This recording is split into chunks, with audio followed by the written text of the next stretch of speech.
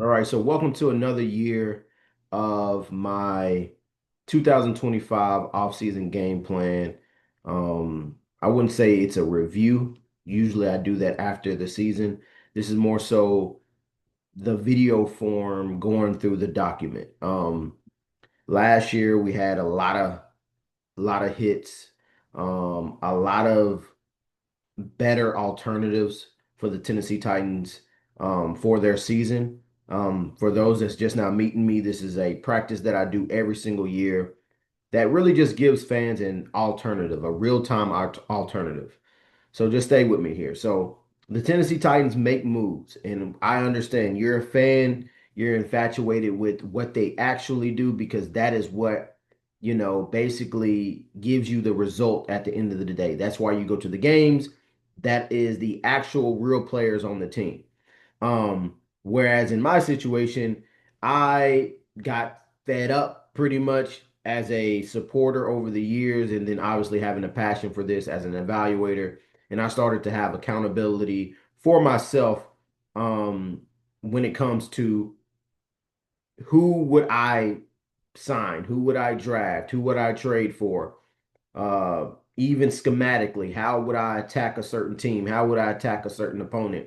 So all of these factors weigh in, to the end all be all. And I know that, and I'll get to it. Free agency, you can't predict where a player wants to go, always. You can't predict how a player might like the city of Nashville or like the offense that he is being a part of when it comes to this team. I obviously can't control who's the coach and stuff like that, but I can suggest it and have these real-time alternatives, which for some fans, this is important because if you're investing money, look at me as the mediator or the bridge. If you're investing money with the Titans, but you, in your mind, I have only a finite, as the fan, you have a finite number or information about what were my alternatives. So a lot of times you'll hear people say, but what else were they going to do? Then we had this, that, and the third. Where that's where I come in with the real time alternatives, which gives you more insight of, well, if Charles Barnes came up with this, why didn't the Titans come up with this? A brief example, and we'll get to this, is a lot of people use this year's situation of Cam Ward as either you take Cam Ward or you would have picked the trade package that the Giants had. Well, for me, that, the New York team, the Giants, that's one New York team that could have been interested in that pick. And as you can tell, the people who think like that are thinking about post free agency, post combine, post that process. But the real time to really start thinking about competing for that first pick and really selling it was before free agency, and you would have been in a basically an arms race, literally, figuratively, pun intended, whatever you want to call it, with the New York, not Giants, the Jets. The Jets are the team that went after a young quarterback that still has promise, in my opinion, in Justin Fields and has plus one ability. What's plus one ability? The ability to run the ball, the ability to run the rock. And there's not even pretty much, there's obvious advantages to having a quarterback that can do that in today's day and age. If you have to refute that, then you're not paying attention to what's going on in the league right now. So with that being said, a lot of people say I would have took the Giants trade package, but the game really started before free agency and it was battling Darren Moogie, the Jets GM. That was your direct competition to, if you had the foresight to really kind of get ahead of the curve and get a haul of picks. Because I doubt that Moogie would have, pivoted to some veteran. I think they would have been very aggressive and would have wanted the number one overall pick. But anyway, let's get to. I don't even know how long this has been going, but let's get to the shared. Where is that at? Okay, we're gonna share. We're going to share the image of, there we go. Boom. So we're going to share the image or the documentation of my eighth annual Tennessee Titans off-season game plan, where excellence is expected, provide difference, trust in the Lord with all your heart, He will guide your ways. So with this engineering doctorate, I always come up with some, lighthearted, fun way to kind of intro the document. And over the years, I've just kind of fine-tuned my process over and over again. And one of the main things that I wanted to kind of embody was having framework, having strategy, and having intention. I think that is the main thing that I provide with these exercises is, of course, it's very difficult, like I alluded to, it's very difficult to get to um every single thing that I say, right? Because free agency is a two-way street, which I'll mention as well. It's a two-way street of finances meets opportunity, right? If someone's paying you a certain amount, um, you're probably going to choose them over a team that's not, right? Let's be frank.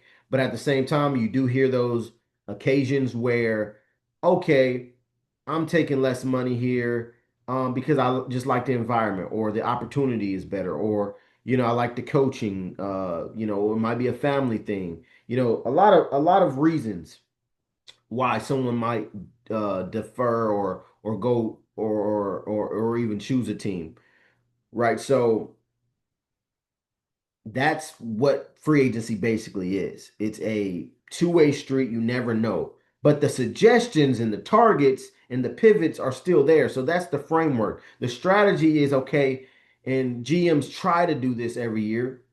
I would think they try to do it. And it comes down to the intention and the execution is you try to weigh um, what a free agency class may have versus what a draft class may have. If there's not a strong wide receiver free agency class, then you might want to go light there, and you might want to be more practical and go the younger route in the draft, right? So intention is okay, what is the intention of this year? What is the intention of the season? What is the intention of the player?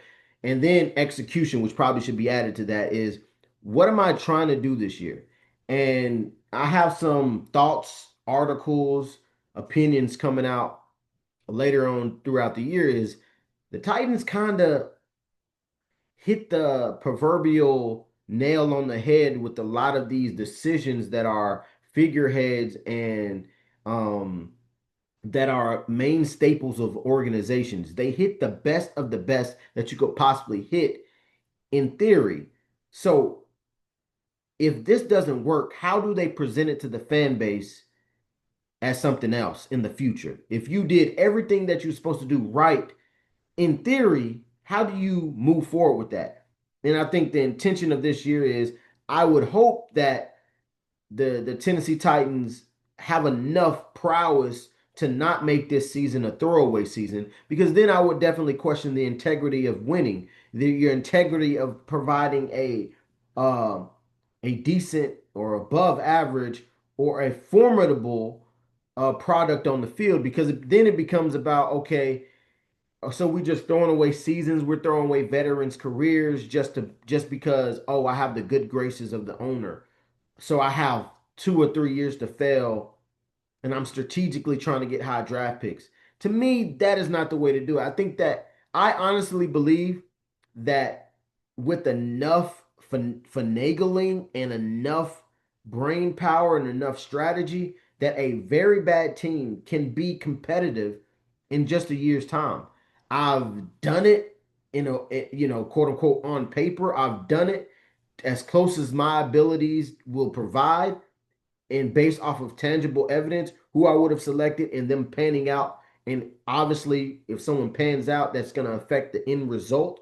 So therefore, my practice gives a little bit of accountability there. Um, so And there's actually a definition of what I do. I actually looked it up. I try to figure out like what is the title of what I do. Like what would you call it? How would you explain it to the average listener about what my skill set is?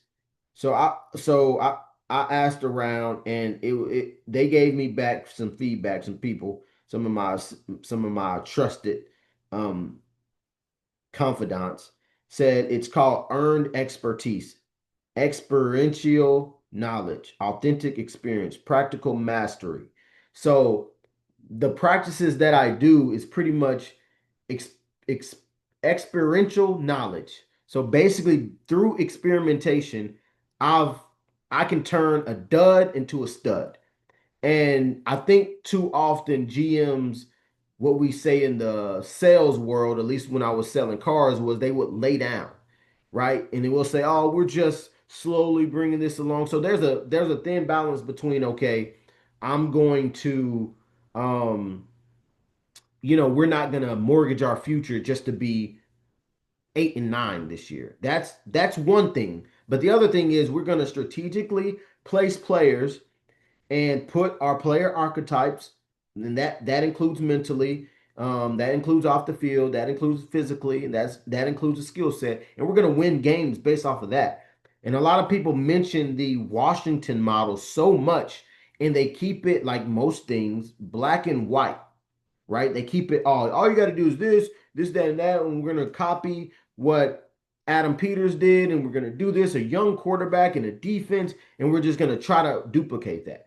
But it's really more than that. And I'm not going to explain exactly how they did it or the tidbits. I'll save that for a team that actually hires me. But it's more than just simply, oh, we're acquiring these players and we're gonna throw them together as a basically a black and white label. Rookie young quarterback. We're gonna give them VR. We're gonna sign a vet here that mimics the signings. It's not about mimicking the signing. You actually have to get players that you can rely on and play throughout the season, right? A signing that really a lot of people, and I'll throw it out there, that a lot of people give credence to, which they should with Kevin Zeitler. You should 100% give credence to that signing for his run blocking ability and his leadership. But when it comes down to pass blocking, that right side to me is still a little shaky, right? Because you're going to have Cushionberry or a undersized player at center coming in early on help, or a slightly inexperienced player that hasn't got real starter reps, whether that be Levin or Slater, if Cushionberry can't start immediately because it's coming off the injury. Then you have Zeitler, who wasn't great in pass pro last year. And then you have JC Latham, who was up and down himself.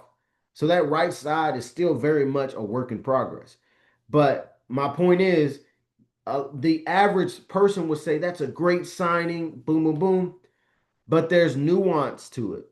There's nuance to because there's someone that was cheaper, that's lesser known, that is better at pass pro. So that is still a veteran. So what are we really trying to differentiate? Kevin Zeitler's experience, which is very valuable, or another veteran's experience, which is at like I can't say we're measuring leadership at that point. But then where's the onus on the coaching staff to develop younger players? So it's like it's a balance of why isn't a 6 year veteran as valuable as a Kevin Zeitler, right? Like we're playing a juggling act with the presentation as opposed to the actual beef of the matter, which is actually trying to be good, well rounded good, not just, oh, we got a great leader, but there's some weaknesses to him, but he's a great leader. And I like Kevin Zeitler over the years. I've always respected his game. But I'm speaking from a perspective of holistic. We're talking winning. We're in wartime right now. You're talking to a real war daddy, right? So we're talking about what it takes to win, not what saves face or what looks good, right? We're not talking about presentation. But anyway, I feel like this is going to be an hour. My last year's was like pushing 30 minutes, but I'm going a little bit in depth this time. So basically, that's what I try to do. And then the executing of that. And then forming chemistry, dominate when it's right, when it's the right time. Um, and you guys can read, pause and read if you need to read. So one of the thing is much more than the average rage filled or hyperbolic evaluations that you hear all along. 17 years in love with the vocation of player evaluation. It's year 8 doing this particular exercise. 3 analytically graded Super Bowl rosters, including back to back. I say that as the society expected credibility intro, but also as an inspirational benchmark, knowing the contrast of what the Titans have actually done. 9-25 over the same time period, and a coup de grace #1 draft pick. Oof. And basically, what that means is I send my roster to simulation companies or a guy that I know. He runs it through databases, simulates it thousands of times, adjusts it for players that I have on the rosters, their injury history. What else does he add? Injury history.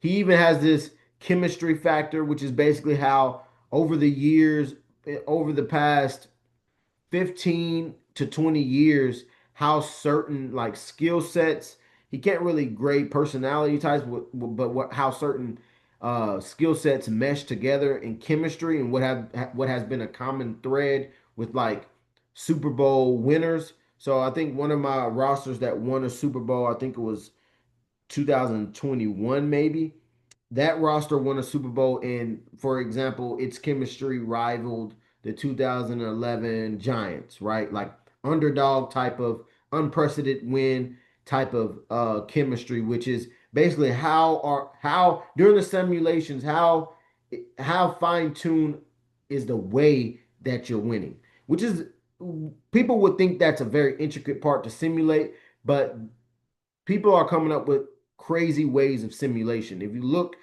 there's people that does it 100,000 simulations.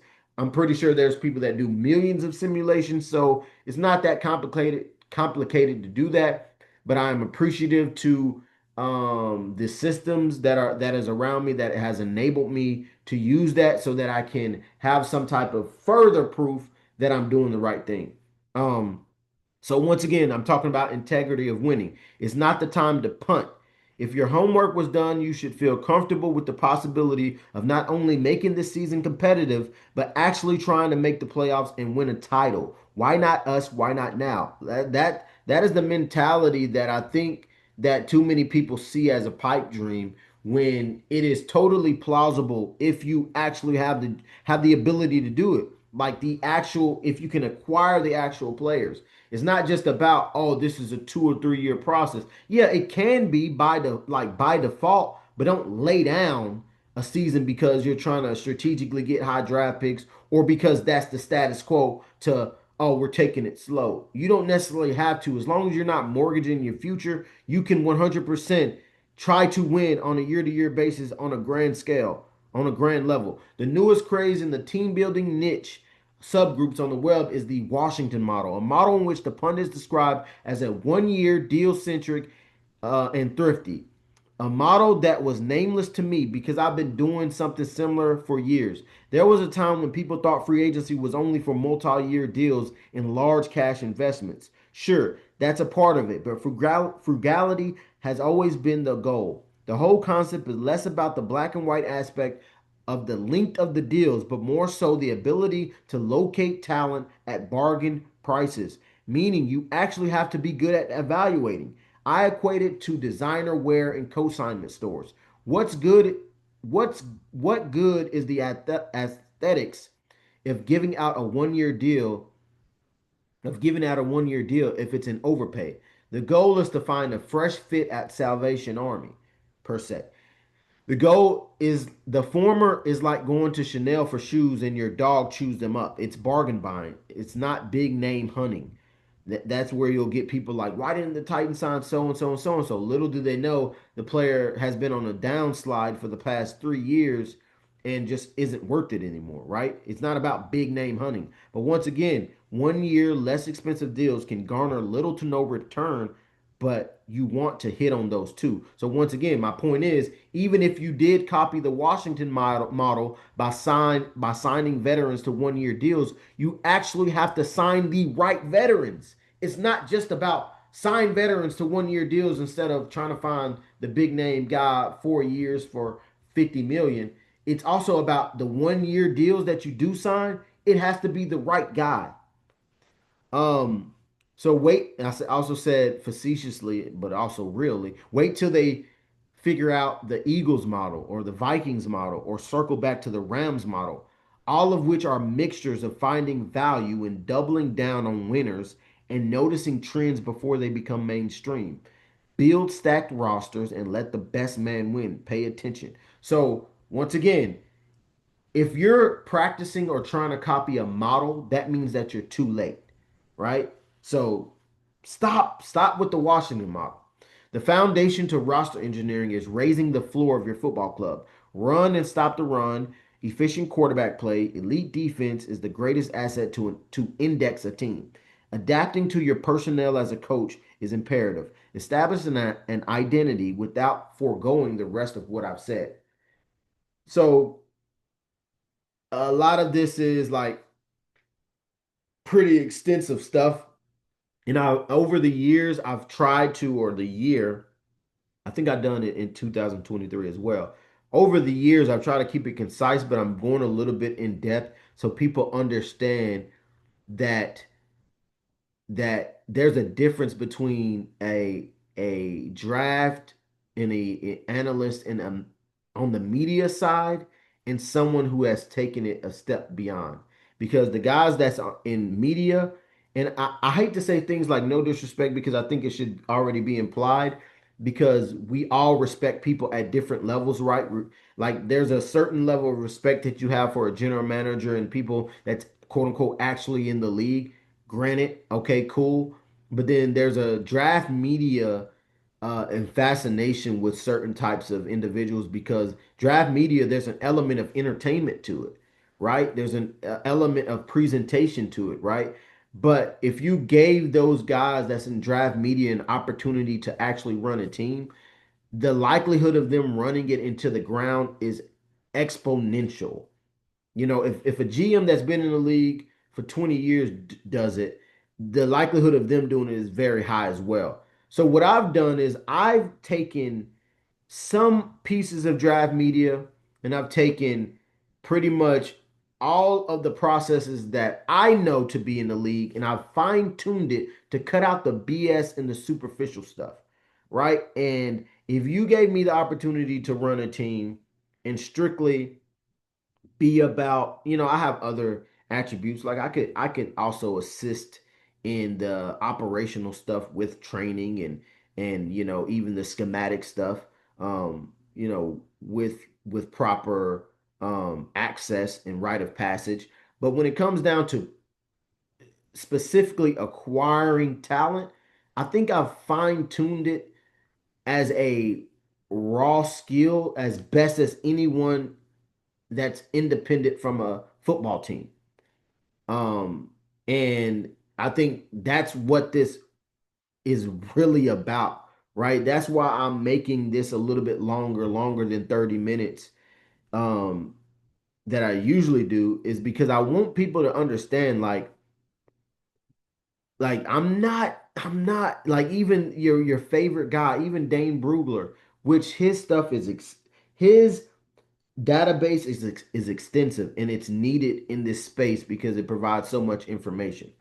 But I bet on myself. Like if there's any independent and value in even people in the league, like like I trust my process to that degree. And there's plenty of people in the league that I learned from and I'm still currently learning from.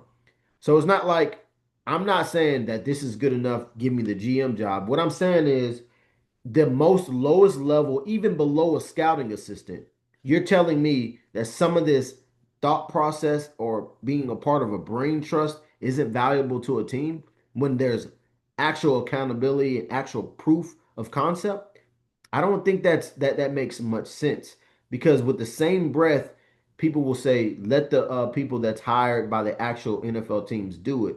But then when they're doing a bad job, in the same breath with the same tongue, you'll say, "What is this guy doing? He doesn't know what he's doing."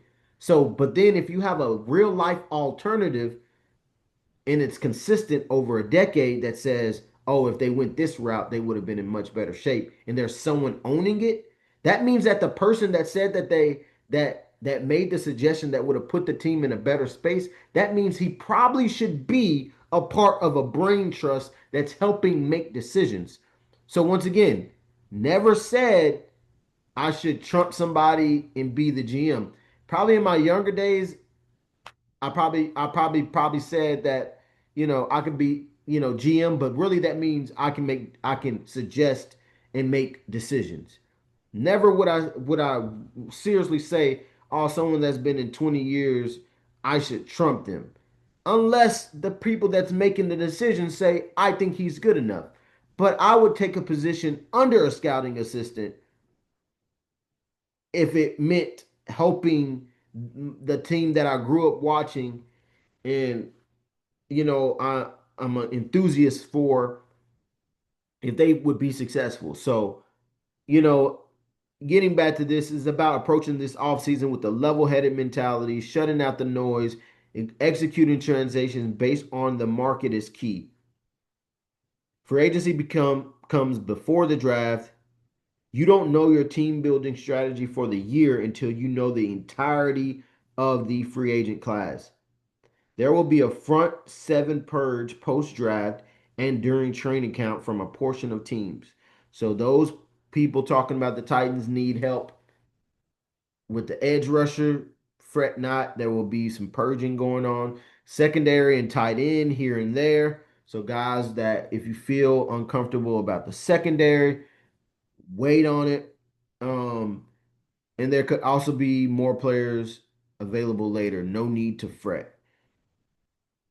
So yeah, I use positional potency, and then we'll go to positional potency after this. So remember when I was talking about free agency as a two-way street, interest meets finances. This model shows how to maximize this year's pool of talent for the year ahead, being present in the moment and only squinting at the future. No, you don't mortgage your future in one season, but you do try to form the best roster possible, all while keeping in mind the schedule and possible pitfalls. Drafting, however, is the purest form of talent acquisition. Therefore, it is the foundation in which dynasties are made.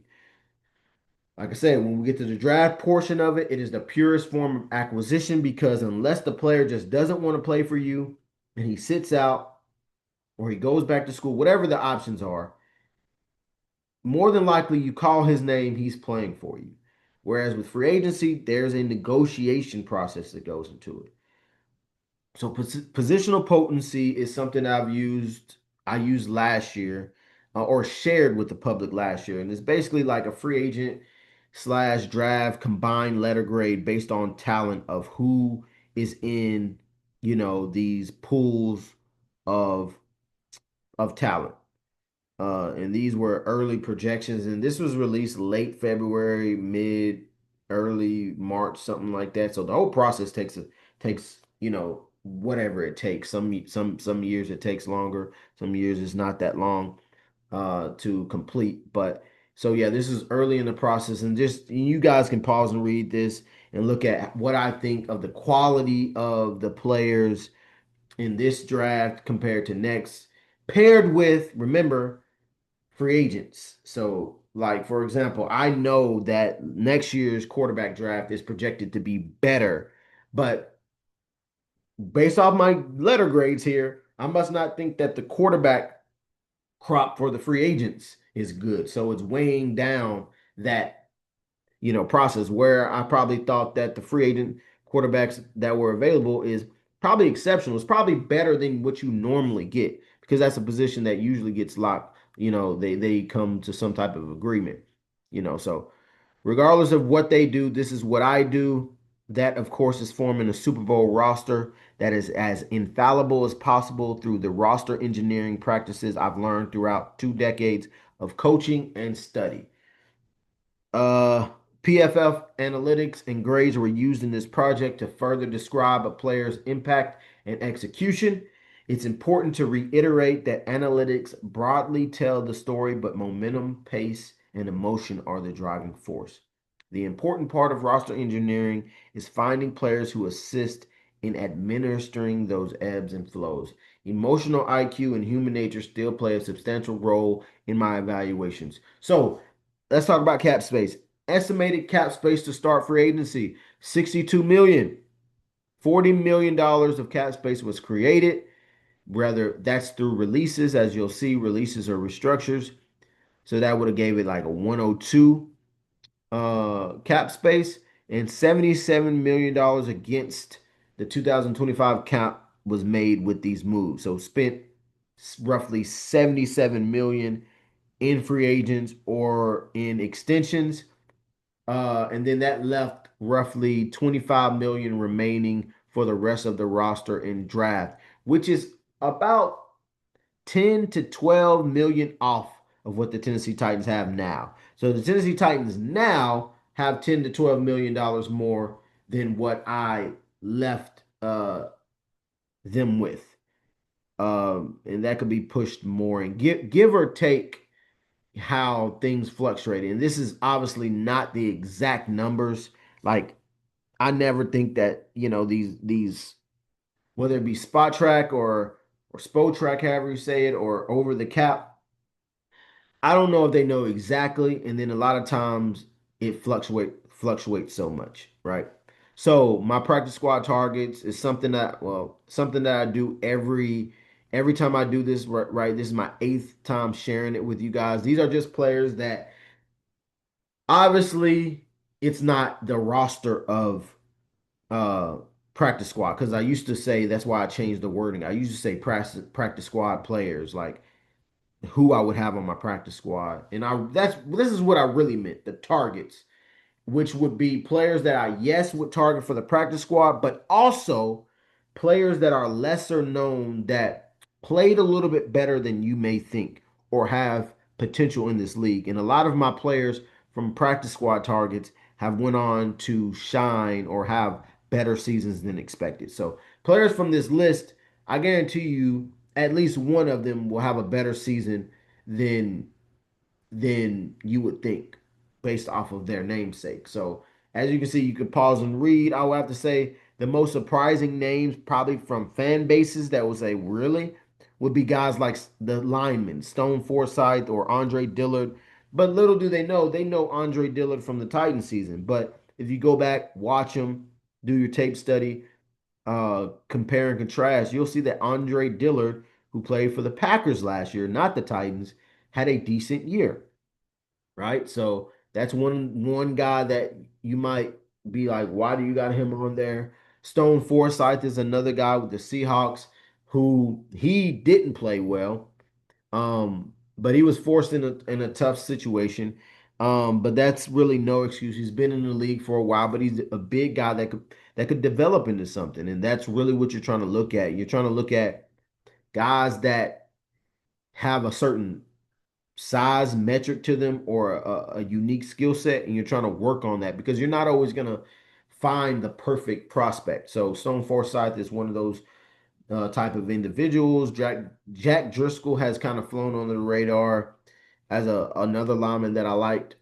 Jake Martin, another stellar, I think underrated outside linebacker. People know of Julian Aquara, Troy Dye. Like these players probably in real time sign legitimate contracts, but they're not known. And I just wanted people to know that these are players that are underrated that played well. Artie Burns, good in the slot. Kevin King, big physical guy, very similar to maybe the concept of the Stone Forsythe, like a guy that has size, that has potential, probably played bad in the past, a la Andre Dillard, but you're just trying to get them into your camp and hopefully develop them into help them reach their potential. So extensions and re-signings, I would have definitely try to get Westbrook Akine in this particular situation back, not knowing like not being 100% sure of whether or not you could get a player that could do the same things that he could do, which is special teams and be a guy that's dependable and can get open um and make catches and score touchdowns. I mean, he's top 5 of all time in Tennessee Titans history of scoring touchdowns for a receiver. So, whether that be schemed or whatever you want to call it, just pure volume, I think he's a very underrated player. Um, that was a well, that isn't talked about. I think that's a J Rob find, right? If I'm not mistaken, that's a J Rob find. So uh, that's not bad. Whoever found him, whether it be an area scout or a coach, that's pretty good. So Dylan Radins, I would have brought him back on close to a minimum deal, just because I like his chops. I like the base foundation of what he can provide. Uh, Keandre Coburn is another guy that was brought back. Otis Reese, Daryl Baker Jr., excuse me, Mike Brown, Nick Folk, all these guys that I just mentioned outside of Radens and Akine, Westbrook Akine was brought back, and I think it made sense. They played well in spot duty last year in previous years. So think I think these players was justifiable to bring back. But the one head scratcher is not bringing back Nick Folk, which I think will affect the team this year. Nick Folk was incredibly consistent, reliable, professional, and I think that will definitely hurt the team this year. Not choosing not to resign Nick Folk. Releases and slash did not tender. Released Harold Landry. I would have released it Kenneth Murray because I didn't think necessarily that our team would want to trade for him. Kudos to the Titans for getting draft capital in real time. Did not tender Julius Chestnut and Ryan Stonehouse. Just wanted to go in a different direction. I think they've probably plateaued of what they could possibly provide. Some of the things with Ryan Stonehouse, it surprised a lot of Titans fan, but the more that I thought about it, in terms of me and my process, I just thought about, okay, what is the ceiling of this player, and what about him contributed or didn't contribute to the special teams play last year, which he does have a big leg. He can boot the ball a far distance, but I do think precision was a problem. I do think hang time at times was a problem, and I also saw issues in the coverage.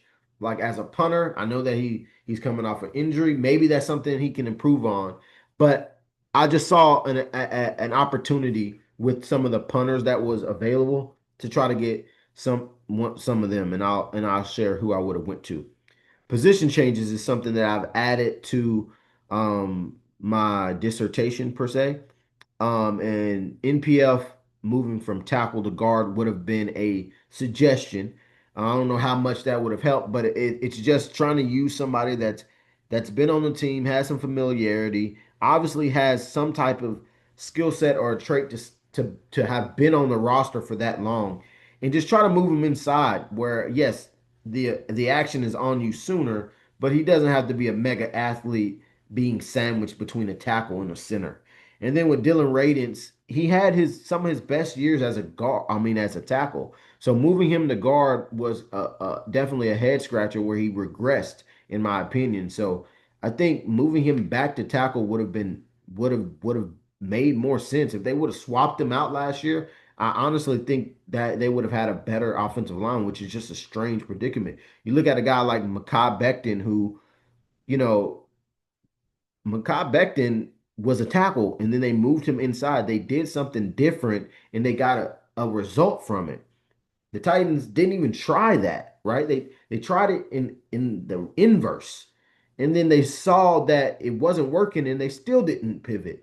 So it's just a strain. Like this is the type of things that I struggle with. That like, what's the worst that could happen if you just try, right? So cap conversions. And sometimes these cap conversions are redundant. Like sometimes it has been introduced to a player and they're like, no, or sometimes it has happened further down the road. And I know with these two, because they're such new signings, it didn't happen. But a player like, let's just say if you try to do Amani Hooker. Sometimes if a player has done it before, I think the likelihood of trying to do it again is low to zilch.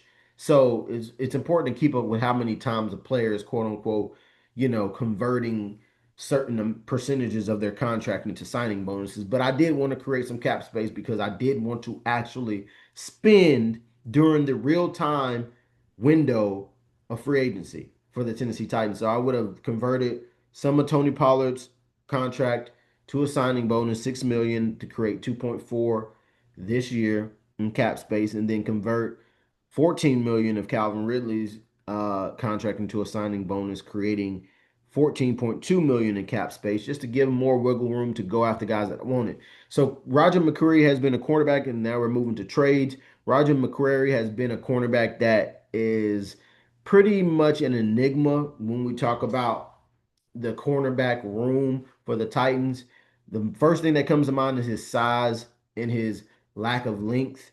And then we want to talk about, I don't try to compare my notes with what the Titans want or what the Titan like if you have a standard of measurement for a player without seeing them play first and you just write them off because he's five something something something arm length blah blah. I think you're doing a disservice to the franchise, and you're not giving your franchise the opportunity to try to win. You're not turning every stone when you create like positional uh you know requirements or size requirements, which I it does not mean that I don't agree with the thought process, but I'm just using some of the logic of some people saying, oh, because Roger McCurry doesn't have this, that, and the third, he's not a fit for the Titans. I can't stand that mentality. Like, I don't know if I'll ever have a team that you can say that, oh, Charles Barnes doesn't like his slot receivers to be this, this, and the third. Whether or not that's true or not, like in terms of like do I like my cornerbacks to have length? Yes, but I will never just 100% write off a player. And that makes me think about like guy receivers that's like 5'9", 170. And there's teams that like he's off my board because we don't draft receivers that. But what if he's Cavante Turpin? Deontay, Hardy. What if that player, what if that cornerback is the next Darrell Green? I'm just saying. I don't like to be absolute. And I think that's a bad quality of an evaluator is to always have absolutes. Like you have to be open-minded to things. You know what I'm saying? The only thing you should be absolute about is like we're not losing. We're not trying to lose. We're trying to win. So I think that mentality of being absolute definitely goes further than saying a guy can't play because of this, that, and the third. And Roger McCreary has shown that he can play.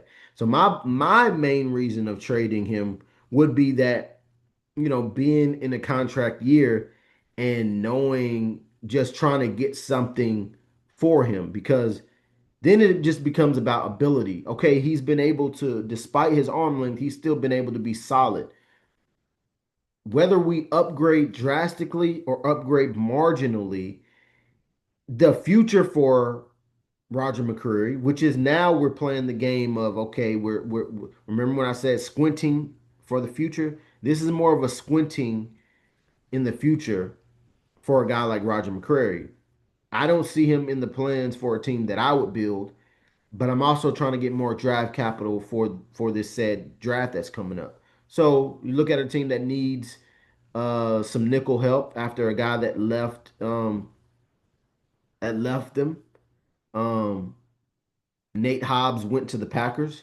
So you try to play that game of okay, they need a corner, call around, see what you can do, and then you get a pick, right? You get a pick for their said need because who knows if they're going to be able to get a solid nickel in this draft with their situation, and they had some, they have some draft capital to kind of work with.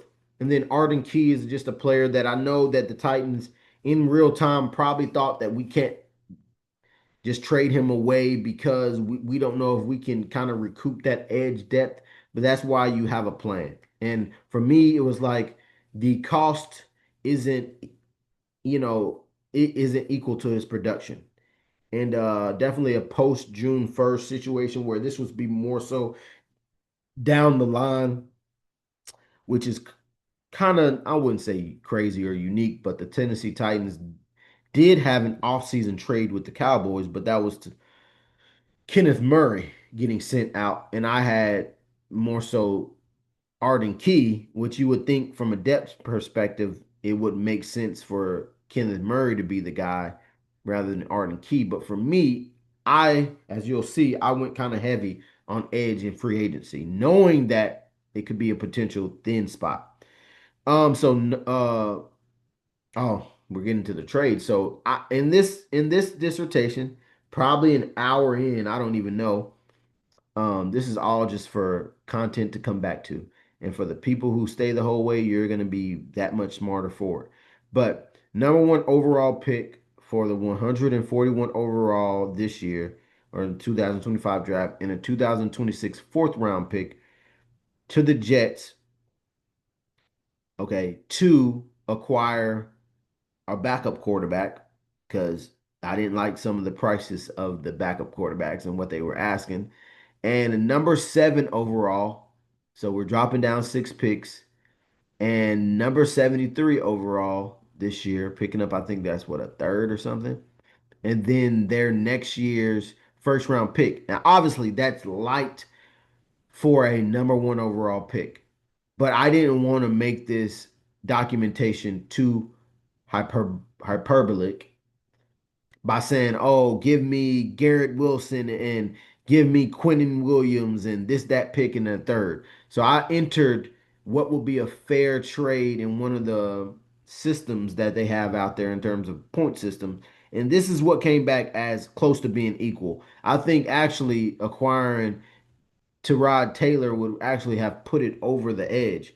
Obviously, I would have asked more. I would have asked for exponentially more, probably two to three more draft picks, um, specifically in the 2026 year, right? Maybe even 2027 year. So I would have asked for more, but I didn't want to make it like you put it in the point system and you're just dog walking them by 300 points. Regardless of if, a lot of times these trades are accurate to these systems. So I just try to keep it as moderate as possible, but real life would have asked for more. So free agency, no secret. So my game plan, and this is to be very specific so that people don't get it misconstrued.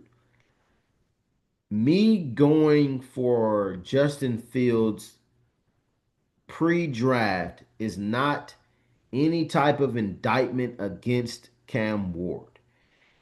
For me, it was the having the ability to get a war chest of draft picks paired with getting a player that is a dual threat player that has yet to be surrounded by elite weapons or elite offensive line and hopefully elite coaching. And I mean that in terms of like forming a whole offense around his skill set. He hasn't been around that.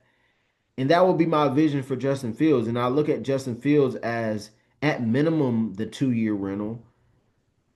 And I think, like I said, and we'll get to Cam Ward and we'll get to that talk as well, because obviously the Jets would be drafting Cam Ward as well for their. My thing is Cam Ward is probably a top 10 QB prospect over the past dozen of years. I can agree to that. But that doesn't always equate to winning. Yeah, like winning the big game. If that was the case, guys like Nick Foles wouldn't have a ring, and guys like Trent Dilfer and Brad Johnson and Joe Flacco and whoever else you want to name that was won Super Bowls and done or wasn't like the elite of the elite. they still were able to win championships, and you can still build championship level teams around any quarterback if you build the team right. And I'm not going to say any quarterback, but a competent quarterback with a skill set. And I think you can do that with Justin Fields. I think if you use him in a very intelligent way that preserves his body, he can make every throw that you want a quarterback to make. I mean, he has excellent velocity. He's his placement is above average. So, and you look at the way that the Lions, who, in real time, in real life, quote unquote, not in the Barnes verse, Justin Fields went to the Jets. Your direct competition was Darren Moogie. That's the guy that you were going to toe with for quarterback supremacy this coming up season. And that would have opened up conversations for war chest level of draft picks conversation. But you talk about whose offense Justin Fields is going to be in. He's going to be in that Lions offense where it's very creative. These throws are manufactured. Open players are manufactured, and reads are simple. And I think Justin Fields can make every throw that Jared Goff could make. And then you add the ability that he's next to Lamar Jackson, to me, the best running quarterback in the league, if not better, um, from a pure skill set. So with those things being considered, I just don't see how there's a world where, there's a world where this doesn't make sense, because Cam Ward, like I said, in the past dozen years, he's probably a top 10 quarterback prospect, in my opinion. In the coming years, we may or may not see the same level of quarterback prospects, but there's a good chance we do. So that means Cam Ward over the next even 2 years could drop out of the top 10 and be 15.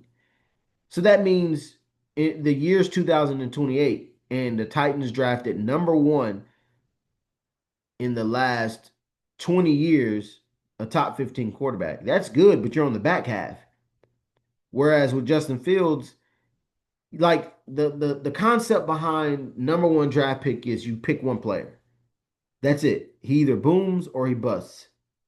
That's it. You pick one player. But the concept behind getting a haul for the number one draft pick is you usually get 4 or 5 picks, maybe a player. So you get more at bats to improve the team. And if you can get a guy that's Justin Fields, where, coming out, Cam Ward is the better pure quarterback, but Justin Fields was the more successful quarterback.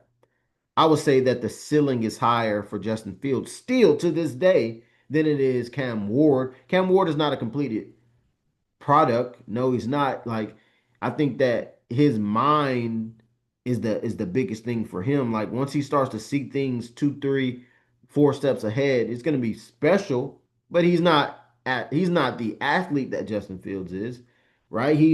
There's a limit to what he can do, right? You could say that throwing the football down the field, there's not that much of a difference either in terms of pl- placement and accuracy. What you get different as a passer from Cam Ward is 100% decisiveness. That's it. Cam Ward trusts what he sees way more than Justin Fields does. That's the difference. But is that big enough difference to be a 21 for 28, 300-yard, 3 touchdowns, 3 runs for 6 yards? Or would you rather have a Justin Fields guy that can be 16 for 23, 250 yards, but carry the ball 10 times for 70 yards and 2 touchdowns on the ground and maybe 1 touchdown or 2 touchdowns throwing the ball? Those 70 yards kind of matter. And it's usually for first downs and it usually demoralizes defenses. That's just my opinion. But also, the Titans have been looking for that physical back. I went ahead and got Samaje Piran, one of the more physical backs in the league at this time. There's not many just bruisers like there was back in the day, but he's a pretty hefty built back. So the Titans try to supplement that in their own ways recently, and there's history with him and the head coach. Uh, Not only the head coach, the GM as well. But like I said, this is where the two-way street aspect of it comes in. I went with Elijah Moore versus trying to go with an older guy like Tyler Lockett. That's one of the concepts as well. Okay, you guys signed Kevin Zeitler. Okay, what's the difference between him and a, you know, Cornelius Lucas or a Matt Pryor that you're bringing to the offensive line? Like, is now it just becomes to I specifically know Kevin Zeitler or whatever. But I think that leadership aspect is a little bit overblown because Elijah Moore has been in the league now for what, 21, 22, 23, 24. This would 25 will be his what, fifth season. He's a veteran as well. So what is the difference between Elijah Moore and Tyler Lockett other than just preference? So that's where I'm like, that's where a lot of fans are brainwashed, and I'll mention this concept again is just because the Titans got this type of trait and they focused on this type of trait, it does not mean that there was you know, a drought on this type of person or this type of, personality type or skill set. They'll speak to be like, we wanted guys that do this, that, and the third. That's great. That's what all teams want. And you're also not the only team that got it.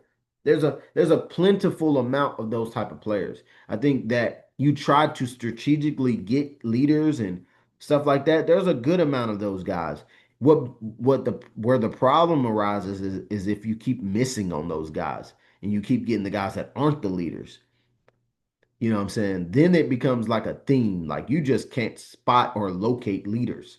But for the most part, teams are trying to get captains and leaders and stuff like that. So that's one aspect about it. Van Jefferson, that's the sole one person that we agreed upon, and a lot of people will trash Van Jefferson because of the time with the Pittsburgh Steelers in the few years previously. But Van Jefferson has an 800-yard season on his resume. That's not like, something to be brushed over. I think that his production as a X and that size that he brings is something that will be hard to depart from. Um, his experience will be hard to depart from. His intelligence will be hard to depart from. He's just a good veteran that he was signed for a reason. And the people that don't understand that don't see it as it's not a high profile signing. It's not meant to be a high profile signing. It's meant to be a steady, reliable signing. And I think that's what Van Jefferson will be, right? He's going to know where to be. He's going to know what to do. He's going to be coachable. And in a room full of young players, I think that's important. Um, that's a good example. So, right, you see that the Titans they didn't veto signing Van Jefferson because they signed Tyler Lockett. They just went ahead and got two of those type of guys. See how those type of traits are, I would say it's plentiful in the league. It's just when you personally, as an evaluator, keep getting choir boys or players that don't step up to the plate or have those qualities. So I think it's overblown sometimes, but it is what it is. Another guy that has, you know, this ability to be multidimensional, has some experience, is a leader, has grown into a leader, but the skill set is something the Titans desperately need.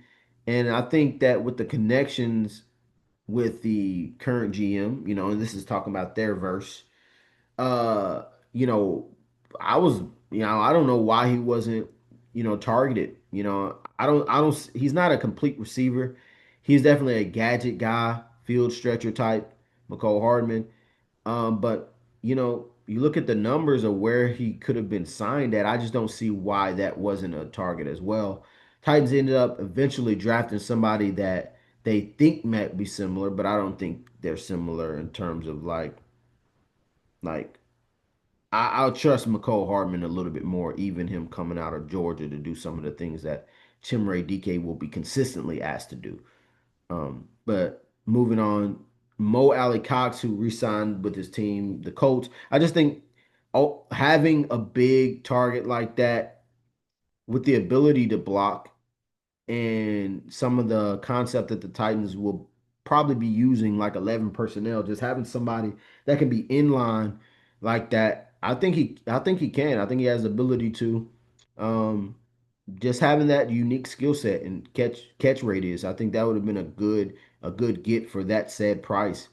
And a lot of these prices, the players may have signed for more or less, but this was me just using my math and excuse me, my value charts to see where players might, what kind of deals they may take or may want. Cornelius Lucas, one of the most underrated offensive linemen in the league. Uh, I don't understand the Tennessee Titans have someone on their coaching staff who was in Washington, but went to but I guess he vouched for or had history with Sadiq Charles, the guard that retired, before the season on the Titans, then unretired, then signed with the team the next year.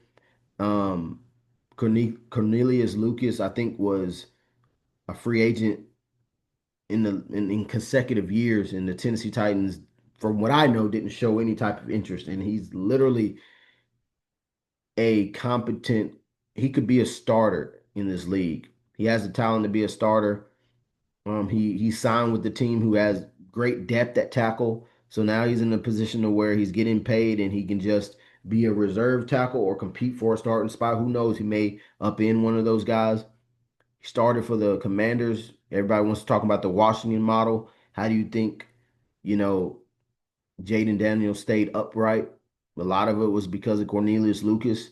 So I just don't understand. This is the part of the process to where we're talking about real time alternatives over the course of previous seasons when the Tennessee Titans have struggled to protect the quarterback, but then you have people like Cornelius Lucas who pass protects at an elite rate, who has elite size, 6'7", 6'8", 320-ish, and protects the quarterback at a high rate. I just don't understand how that marriage or that interest never kind of comes together. And then we want to talk about, oh, we're going to let the scouting assistants, and I hate to sound bitter or like disrespectful because I'm not. I get it. GAs that get hired from recruiting or coaching, and then they're a scouting assistant, and then they get taught the ways on how you want things to be ran. But then I think there should be like, is it too much to ask to have a subset or a brain trust portion of evaluation to where there's people who have the knowledge and can offer good, you know, intel. I just don't understand because like you can't on the same note say that you want to win and you want to have these standards of protecting the quarterback, but then you don't do things that protect the quarterback. Does that make sense? That's all I'm saying. Anyway, Justin Skule is another guy that's underrated, high end. I won't say high end. He's like a mid tier type of guy that can be a reserve and actually perform well. You can go on a 2 or 3 game stretch, feel comfortable with him filling in as a tackle. Matt Pryor is one of the guys that I mentioned earlier, had a great season um, with the Bears, very underrated guard. Guess who he signed with? The Eagles. So, and I think they have a good evaluation of linemen, and he chose to go there. They targeted him. So, once again, Titans went with Kevin Zeitler. That was their guy. Bit older, um, good run blocker, good in the locker room.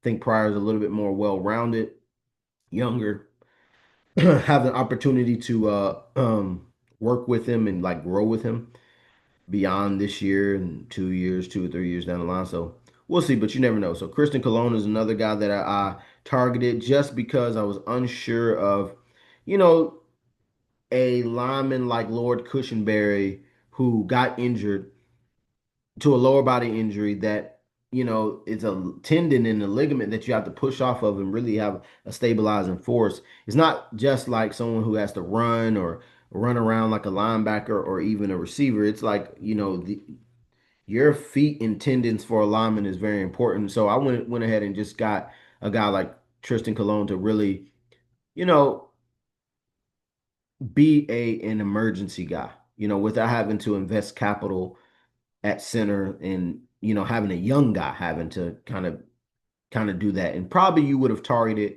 a center like the Tennessee Titans did, a potential center in Jackson Slater, and then you're trusting him to kind of be that guy. I didn't want to take that risk. So Deshaun Hand was another guy, previous Titan that I wanted to target as well. Just get some depth on the defensive line. Um, just a guy that's a depth piece. He may make it throughout the process or may not. Just strong versus the run. Has had some flashes in the pass rush game as well. I think he's more of like a traditional like like a odd D end.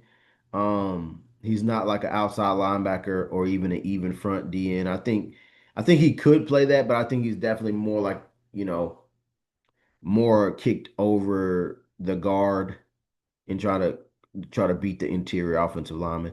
So here, then I went on a run for edges. Like these are my four edges, like that I think just make sense from a dollar cost uh situation, and then obviously getting the bang for your buck and getting high return on investment. So Edge Darius Smith is still out there. I think that with the Titans, the way that they allocated their space, I think that they still have an opportunity to go get him. So in his situation, he probably wants to win, and that's why you always create a competitive environment and a competitive expectations for your team, so that free agents like Zadarius Smith say, okay, they're serious about still trying to win. And it looks like it. And I think, Zadarius Smith is probably wanting to go to a team that has the opportunity to win the big one, win the Super Bowl. So, but I would have targeted him and really been aggressive with that and let him know that, like, hey, we're still trying to win this season. We're not laying down. We're definitely still competitive with this. Um, Edge Victor Dimukeje, uh, very underrated. I think that he provides some serious pass rush ability as a more compact edge rusher. Um, he's not like 6'5", 255 or anything like that. He's more of a compact edge guy that usually just uses power. His effort gets him to the ball, and he can really make some plays there. He also offers special teams ability. I'm trying to look at who else I had that offers special teams chops. McCole Hardman as a returner. So yeah, so making sure I haven't skipped that because that's important. You got to have special teamers on your roster as well. You can't just have everybody who just wants to start. Edge, Kaylavon Chason, who ended up signing with the Patriots.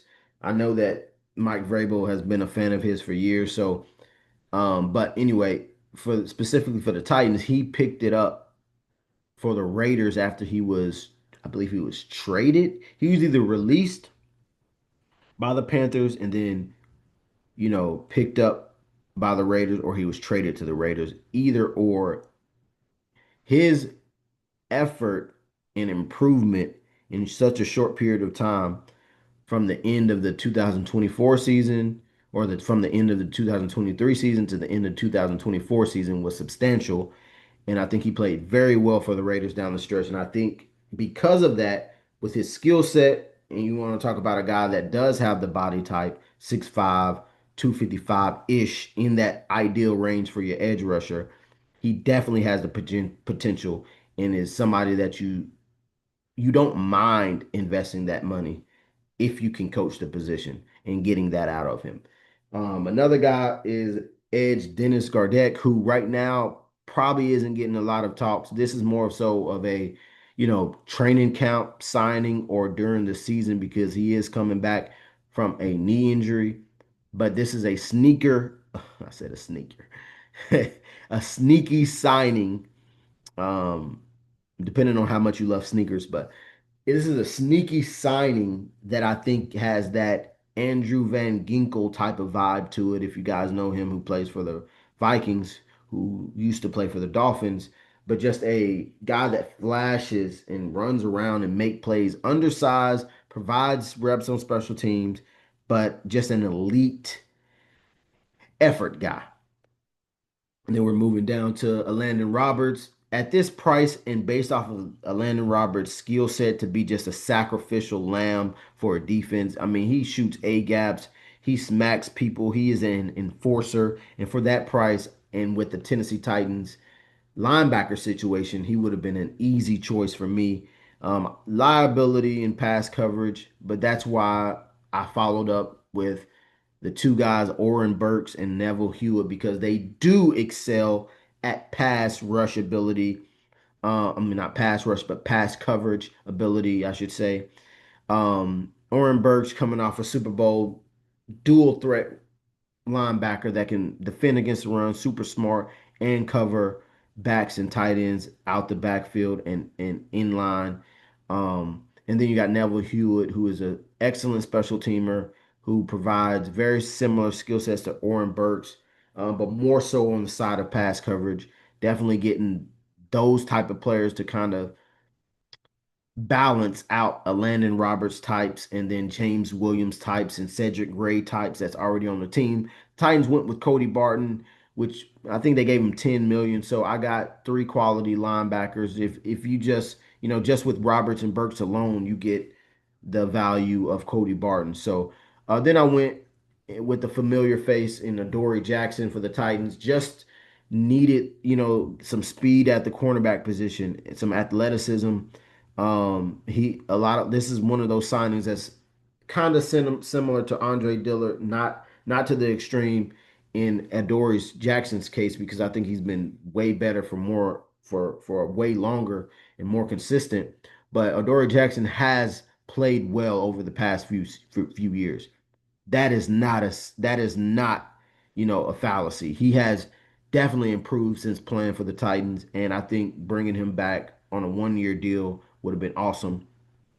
Cornerback Troy Hill is another guy that's kind of dinged up a lot, but he offers some slot reps, that some high end slot reps as an older player that I think would be valuable for the Titans moving forward. And then you got guys that you would either draft or along the process of the waiver wire that you talk about that duplication of leadership and duplication of knowledge. And I think that he could be a player that could have done that for the Titans. My safeties I would have targeted would be John Johnson III, another player that if you just remember, you might think, oh, he's been on the downtrot, but then he actually had a really good season last year as an all-around safety. But I would say more leaning towards pass coverage than being in the box. And then Justin Reed, that would have been the big splash signing for the defense for me, other than Zadarius Smith. As you can see, these numbers aren't egregious. A lot of 1 year deals. And then you get a multi-year deal with Justin Reed for a big splash just because it's just so much, right? You want to say the monotonous word and mundane word of leadership, but that's what he provides. He provides that intelligence, skill set, a lot of duplicatable attributes or attributes that you want to be duplicated within your room and amongst your team, and has done it. Obviously, would have had a connection with the GM that is currently in place for the Titans, but definitely for my situation, just offering a alternative, definitely would have you would feel a lot more comfortable with a safety room of Justin Reed, Amani Hooker, and John Johnson than what is currently in place. Just like you would probably feel a lot better with guys like Adoree Jackson and Troy Hill stepping up into certain positions when the Tennessee Titans got rid of some players. Now, one player that I don't remember seeing in here that even me, I don't know that if I traded him or released him, but Chidobe Awuzie would not be on this team. Maybe it happened before and I just didn't put him in here. And just like You'll notice that Traylon Burks isn't even in this entire thing as well, because I just, you know, I pivoted so much from these players that I did not even acknowledge their existence. And that is not even trying to be disrespectful, but it's really just about like when you as an evaluator are quote unquote done or never agreed or never fully bought in, you're already moved on, right? So that's kind of the mindset there. And then here you guys can pause and read, like I've kind of gave my synopsis of everybody without even having to look, but like there's certain waves in which you would attack some of these players. So not everybody is a first wave, which is a priority signing within the first week, or a second wave, which is a week or two after the first signings, serviceable depth, or a third wave guy that's a depth slash glue guy, or a fourth wave, which is like veterans waiting on an opportunity after significant release time frames in post training camp. So that would have been like a Dennis Gardeck type. So he's a fourth wave signing. But anyway, like these shows alternatives, which once again, uh, a lot of people wouldn't like it, but Zach Wilson is supposed to be in these other options as well. He's always going to be a guy that's going to be an off chance option. Will probably would have been after all these guys, but still, he has the skill set to still do some things once he matures a little bit. But these are all the guys that I would assign, and then you guys can pause and read. Um, and also, this is available on my X account. All you really got to do is probably do annual and then my name at BU underscore scouting. And if you put annual paired with that, it should pop up somewhere because I put eighth or annual or off season game plan probably will give you more search results than what you would like. So yeah, just giving a little synopsis of these guys, mentioning like Cornelius Lucas. I'm always mentioning him, Deshaun Elliott or Demarcus Robinson, and Neville Hewitt as players that's consistently throughout my 8 years of sharing this as players who, before they've become these consistent veterans that teams have, I said the Tennessee Titans should have gotten, and they just none of these players have been Titans. So it's it's it's interesting. It's an interesting uh situation. Anyway, um, so yeah, all these guys,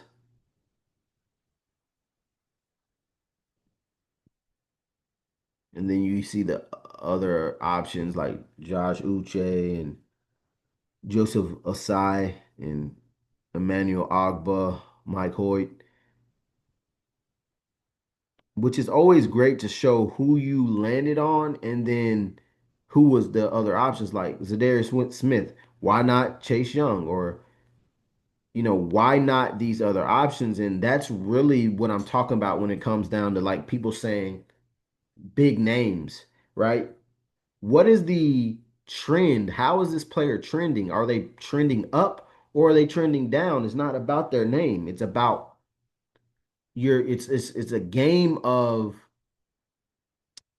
trends, and it's a game of projection, and it's a game of evaluation. And if you're only good at evaluation, but you're not good at the the intangible skills of trending and intuition, which is a part of scouting, you're just basically a robot. You can be replaced by AI. There's nothing special about you. If all you do is read the numbers and then make a decision, where is your tangible ability to decipher going after a Landon Roberts versus a, I don't know, Robert Spillane? Like, what is like, and I'm not saying anything against Robert Spillane, but I'm just saying, like, what is your ability to diversify? Why did I choose Neville Hewitt over Grant Stewart? Size will be one thing, the coverage ability would be the other. Whereas, you might be infatuated with someone like, Shaq Thompson, saying, oh, once again, big name hunting. I would go after Shaq Thompson over Neville Hewitt because he's done it. But little do you know, Shaq Thompson had a ascending season, but he's coming after off an injury, and not only that, he spent his whole career in one place. When players go to other places, very rarely do they just pop off because they have so much comfortability in the city, in the system that they was just in, and they're coming off an injury. So there's a lot of things that's going against Shaq Thompson having an amazing year, as opposed to Neville Hewitt, who would be staying in the same division, who's healthy and has a role already established in this league that's very valuable at this time. Why not?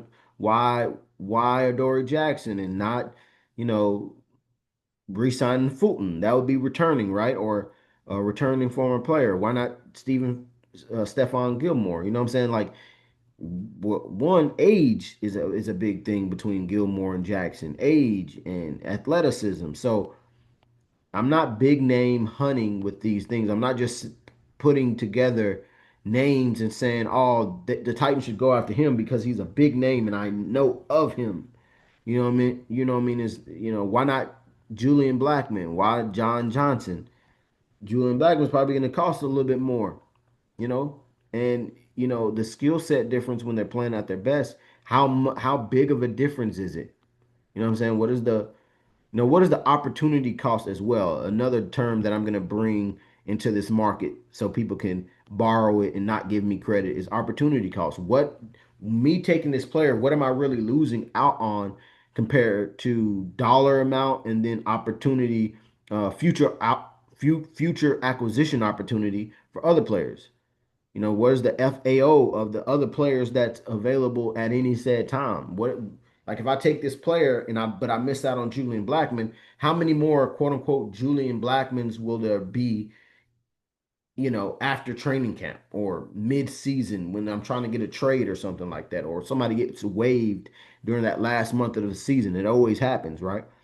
So, like I said, I went after J.K. Scott and even got a new, uh, you know, long snapper, which Titans resigned Morgan Cox, which I'm not opposed to Morgan Cox, but I do have something to say about the kicking situation. Like I said, I would have kept Nick Folk and really just tried to figure out what younger kicker is that I can like not develop, but like a young kicker that I can kind of give Nick Folk some rest and maybe he becomes something. I don't know if you know Joey Slav's ceiling can be improved upon. I think he's just a big leg guy that you just hope he can be more consistent in the intermediate kicks, and not always. I mean, there will probably be a time where a long kick is a good thing for the Titans. Um, but I think that Nick Folk could kick long kicks, not at that rate, but so it's really just picking and choosing what you value. I've seen enough times where bad kickers cost you games or inconsistent kickers cost you games. So it's not something that I would have risked at that point. But going after someone like J.K. Scott over Ryan Stonehouse is just someone that has been more consistent, has the hang time, has the distance, has the accuracy, just a well-rounded kicker. And if you have the money, why not go after him? And that's something about the Tennessee Titans over the last few years. Like, there's no excuses on your interest in players because there was a time where, okay, you didn't have the cap space, so it made sense to be a little bit more frugal. But when the pockets opened up a little bit, I don't see why they're not, talking to certain players and really trying to attain these players. J.K. Scott is a awesome punter who he has several games in which he's having like 4 or 5, inside the 20 type of punts, and that really changes field position. Really, really, really gives you an advantage. And Trent Sieg is just a guy that, getting younger. You know what I'm saying? He can cover. He has history with Bones, with John Fossil. So just one of those things, they picked and choose who they wanted to go with, and that's who they went with. They went with Johnny Hecker, which has history with Bones, but then went with Morgan Cox, who isn't bad, but like when you talk about what was one of the problems with the special teams coverage, you know, can Morgan Cox or does he have the skill set to consistently cover? Is he that guy to consistently do that? When you need that one last tackle, is he gonna get the guy down? I just don't understand these things, right? We're looking at players. You have the opportunity at a low risk position to possibly upgrade, and then there's history. And once again, it's one of those things, two-way street, blase, blase this, blase that. But this is a excellent opportunity to get younger at the position and to get someone that can tackle better. And I like Morgan Cox. I mean, I think I'm nothing against him, but at some point, like I don't know, man. Trading synopsis. So this is the thought process behind the draft pick trade. So trading out the number one pick is about more about mitigating risk versus reward than 100% not liking any of the available prospects. That includes, you know, Abdul Carter and Travis Hunter types. I think all of them are talented. Do they all have pros and cons? Of course, which reveals how I feel about being in that position. And I've stated before earlier, you only get one time to pick at number one. There's no wiggle room for deviation. However, being in a coveted position like that, you have the power to negotiate on terms most teams will never have. I found it very enticing to be able to get a 2026 first round pick out of it or more, right? In a real setting for several reasons, including those that may include another opportunity at getting a quarterback or a top tier player. Or you could leverage that pick to get a high pick in 2027. You see the possibilities? Signing Fields to a 2 year lease, per se, building a competent offense around him, and a menacing defense that impedes wide receivers, gets after the quarterback, causing turnovers, and stops the run, puts you right up there with some of the best teams in the league. According to the Fitzgerald Spielberger FS trade value model, the compensation from both parties checks out. Quarterback Tyrod Taylor being included is more of a mutual pivot. I'd expect the Jets to then target quarterbacks that have ties to the GM, which would be Joe Flacco or Drew Lock. Win-win situation. So here's the picture of the point system like that I mentioned earlier, and the total for the compensation that the Titans would give is 4,033, and the points that the Jets would be giving in return would be 4,084. So just based off of that, they lost. And then they added Tyrod Taylor, which I really wanted to get a backup quarterback, which I don't think people value enough. Every now and again, people remember that backup quarterback is important. I think people have forgotten about that. They'll be reminded that sometime during the season. But I wanted to get a guy that I could trust as opposed to who was available 100%. Not 100% sure that I could trust Will Levis at this point. That could change, but as you notice, I didn't try to trade Will Levis. There was a reason. There isn't enough depth behind Fields, or even if I drafted Cam Ward, there's just not enough solid depth in my opinion. So that's why I got Tyrod Taylor out of the deal. I think reducing his contract to some degree. He's a consummate pro, ideal backup for this particular roster. And then other guys like Marcus Mariota, Taylor Heineke, Flacco, Zach Wilson is included in this one. Drew Lock, Mason Rudolph, Mac Jones, Joshua Dobbs, and Kyle Trask. So I kind of separated the group, I guess. These are more bona fide backup types.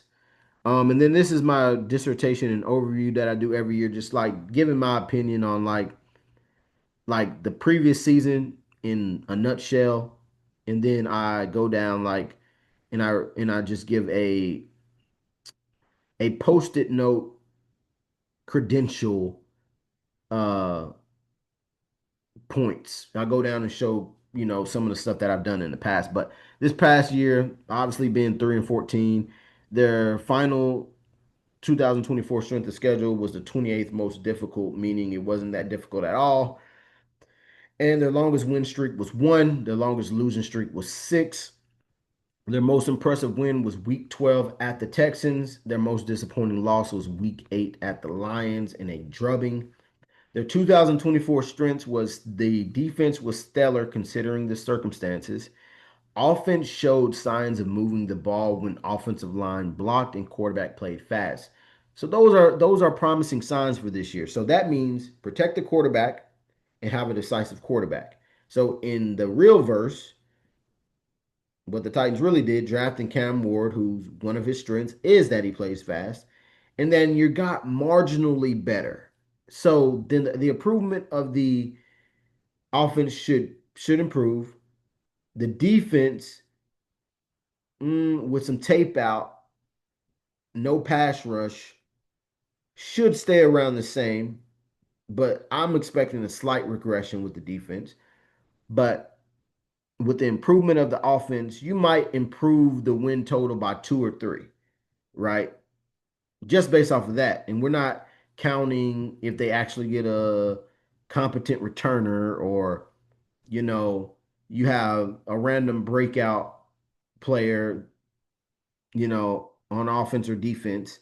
So just keeping it mellow based off of those strengths and what they can build upon, that gives you 2 or 3 more wins minimum, which is why Vegas would also, you know, agree with that. They will concur with that. 2023 weaknesses, which should be 2024 weaknesses, which probably both. Offensive line play was atrocious, correct. Quarterback play was lackluster, correct.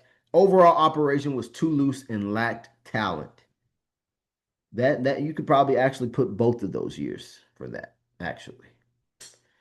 All right, so my quality control and special projects over the years. So this is just I've kept up with all my picks since becoming, I guess the seed was planted in 2008, and then some of the players from every draft that I wanted the Titans to sign. So in 2008, uh in 2007 December, I saw a running back number 5 from East Carolina playing against Boise State in a bowl game, and I saw him going off. And the very next week, or next week or two, the Titans lost to the Chargers 17-6 in San Diego. And I was like, that player that I saw would have been perfect for the Titans. And this was when Chris Johnson was pretty much a one of those speed backs that people didn't think could play between the tackles. So he's really seen as a guy that was like a gadget guy, not a gadget guy, but like a third rounder, fourth rounder. He ran a 4.24.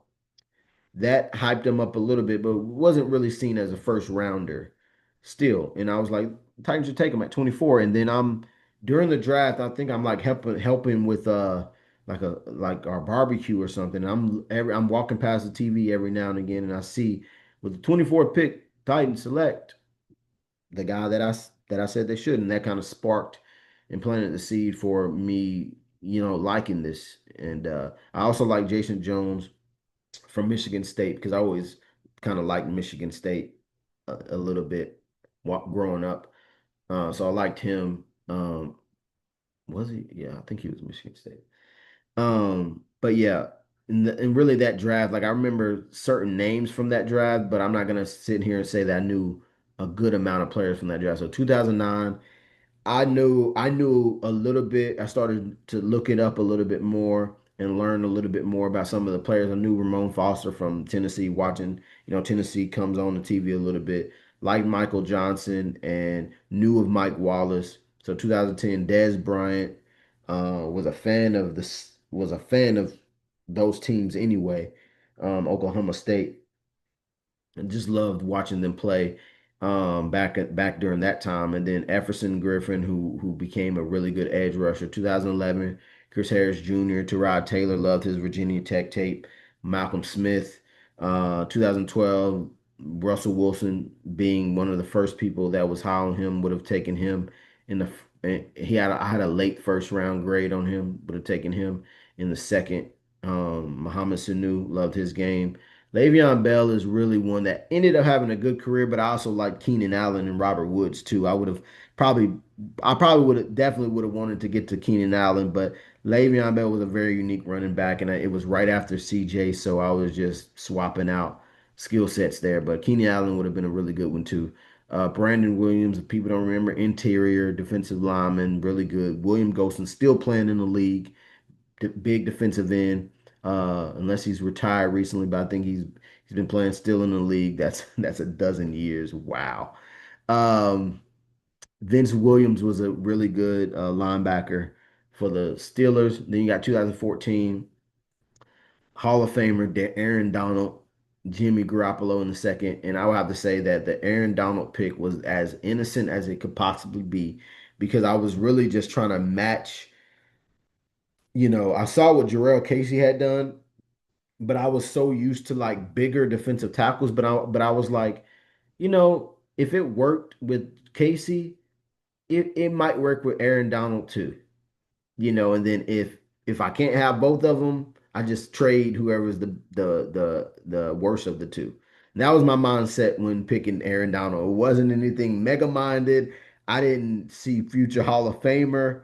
Like I saw a really good player. I didn't know it was Hall of Fame level. So I think, looking at all these players, I think he might be my first Hall of Fame selection. If you, I mean, I think if you might consider Russell Wilson, very underrated statistics. Go look them up. But yeah, I think my first Hall of Famer, Aaron Donald, just came from an innocent um, process. But the Royal Flush, the very next year is when I probably put together one of the better drafts that I've seen any person doing this practice in the league or out of the league put together, and that's Leonard Williams instead of Marcus Mariota. Leonard Williams is still playing in this league at a high level to this day and getting multiple contracts. Rob Havenstein was really good tackle. Stephon Diggs was higher on him than most. He eventually went to the in the fifth round, I believe. I would have taken him in the third. We see what he's been able to do as a player thus far. Trey Flowers, if you don't remember him, a really good edge rusher that got drafted by the Patriots.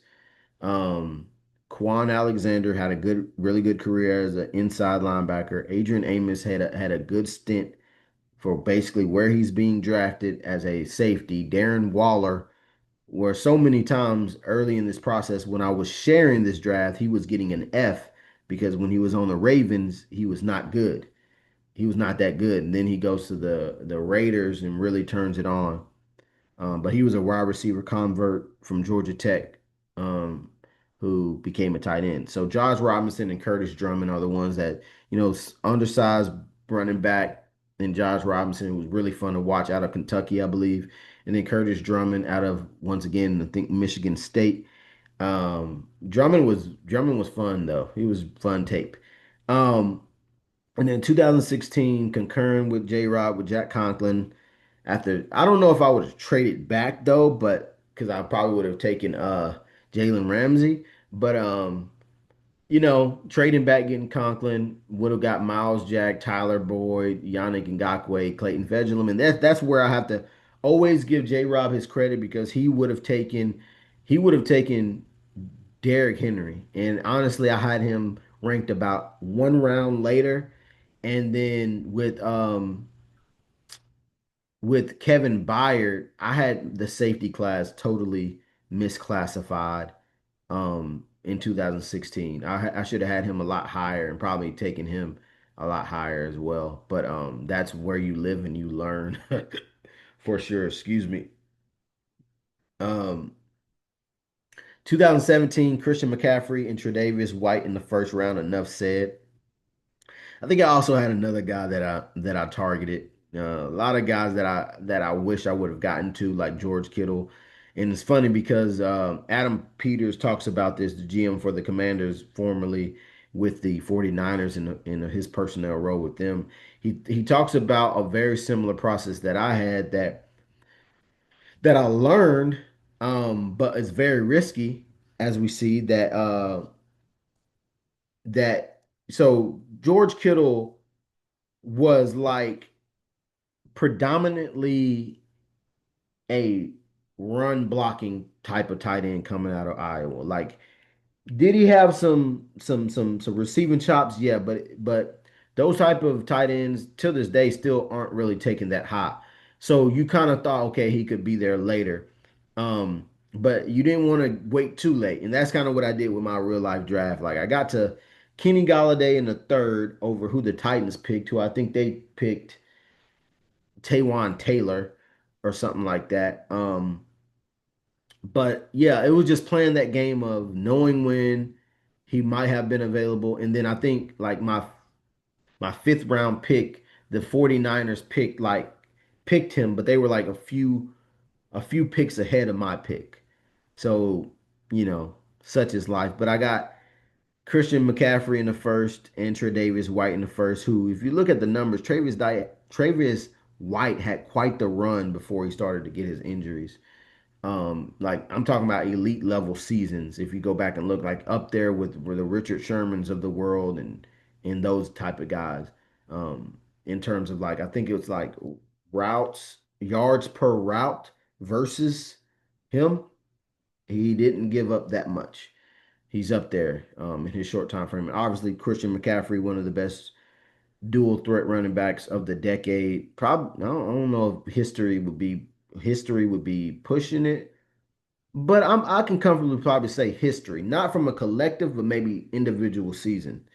Um, that would have been awesome. And a lot of people say, "Oh, but we had Derrick Henry." Well, Derrick Henry wasn't Derrick Henry yet, and I still believe that Christian McCaffrey could double as a slot receiver if he wanted to.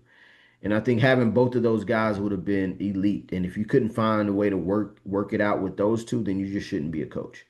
And then the Titans obviously went with Davis and Adoree Jackson, and we saw how that worked out. And they had okay careers, but obviously this was a little better advising, insight, suggestion, brain trust, right?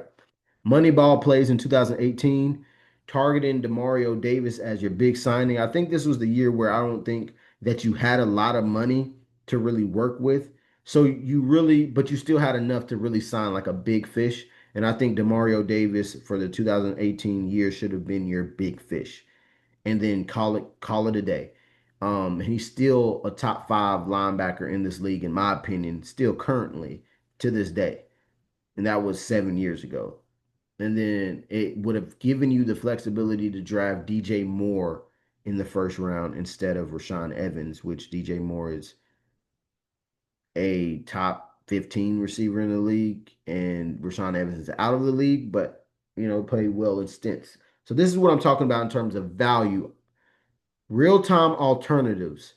The average Titan fan or average person would be like, okay, the Titans did this, that, and the third. They didn't have any options. They just suck at decision making. But I'm giving you real-time alternatives that, yo, if this guy's doing it, why isn't he helping the Titans?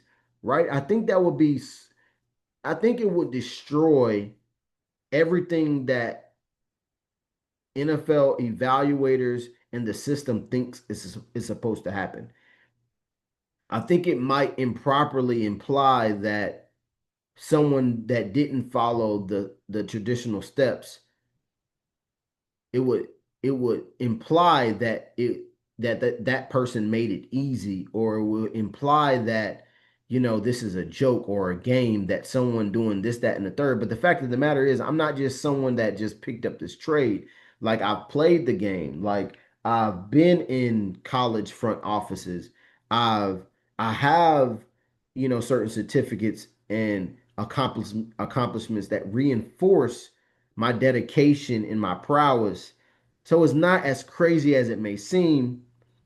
And listen, I am passionate on social media, and I say things very frank, and I'm not an actor. I don't sugarcoat.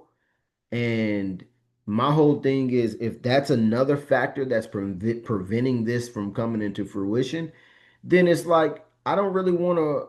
I really question whether or not I want to work for people or work with people that aren't genuine and aren't truthful, who hide behind guises and hide behind quote unquote professionalism for the sake of, you know, wanting to win. And every high level winner that I know that I've studied have very similar attributes. So there's a reason why I'm getting these alternatives correct and the other people aren't. There's a edge that comes with this mentality that I don't think should be substituted just for superficial presentation because I know that I'm a good person. I know that I'm not I know that I'm highly confident. I know that I'm not arrogant. Arrogant is the lack of awareness of weaknesses and it really just weighs heavy on others. There's a difference between weighing heavy on others and pushing others, inspiring others. So I think that needs to be cleaned up as well. But about the opinions of how I operate on social media, because to it's very short-sighted to judge someone off of how they react in a very low risk presentation like sports. Like judging someone for a mentality that they bring towards a game. It's kind of crazy. But to that, I'm not that judgmental. So maybe you're judgmental. Maybe that's your archetype or default setting. That's not how I operate. I have a lot of grace for people, and I'm definitely not gonna, try to defame them over a sport. But anyway, 2019, which is a very important sport, and you want to win, but let's have perspective here. 2019 random experimental draft for me, but the Titans in real time did extremely well. I concurred with every pick. So 2019, lots of stuff was happening with me. First time for a lot of stuff in my personal life. And to put long story short, the way that I had my rankings, I would say that it was I would give it a B plus in terms of accurately ranking the talent. Now, this process, of course, is me going live with the Titans every draft pick. I was at the literal draft when I was selecting. So that's when the draft was in Nashville. I didn't have my notes in front of me. I was with the family. Um, and not to make any excuses, like my process was a little bit inconsistent in the way that I was valuing certain prospects in 2019. It was, it didn't have as concrete of a process and that I'd like. For example, like, you know, Andy Isabella was everybody's sweetheart, and he was in the top five. When he had no business being in the top five wide receivers that year, but he was that year. And the people that went through it, they know what I'm talking about. Guys like JJ Arthega-Whiteside, you know what I'm saying? Like guys that we where we're starting to get introduced to analytics and what analytics mean and what having certain attributes mean. Like JJ Arthega-Whiteside had a very high catch rate, contested catch rate. And before you actually have the data that gives you a history of these type of players, or even taking heed to it, you're thinking, "Wow, he just go up, throw the ball up to him. That's good. He has that skill set. That's a very unique niche that's needed." But then you're negating separation. You're negating play strength. You're negating, you know, whatever.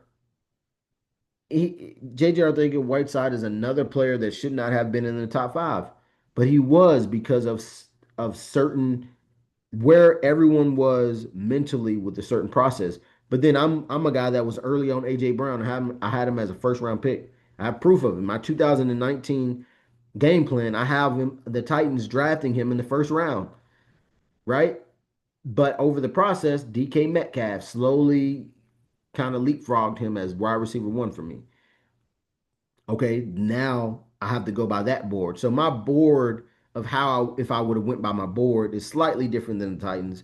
But when they were making the picks, I'm like, they're knocking it out the park. I mean, it fell. Some of the picks fell in their lap, and I concurred with every pick. It's the best Titans draft probably since 2016 for them, but probably collectively and concisely, that's the way you want your drafts to look like. And kudos to J Rob for executing it. So, and I learned a lot. It's the draft that I've learned the most from. That in 2021, which we'll get to. 2020, as you can see, that draft isn't even mentioned, but I did want Antoine Winfield Jr. or Jalen Johnson or you know others who I'll let rest because I was influenced. That was another draft that I was influenced uh, by public perception. And during this time is a very educational standpoint or educational checkpoint for me because it was also when I was trying to move towards a little bit towards media. And sometimes when you move towards media, you allow what is and you sometimes you can't help it, but you get into that world of people just trying to do clickbait, clickbait, clickbait, and you pick up on certain prospects that you just have no business like you have no business as your internal kind of compass on how you view players. Have no business in your vicinity of actually being selected. You can admire the games that oh he's good, but I don't think that I would take that risk or I don't he doesn't meet this process in me or he's not as infallible as he seems.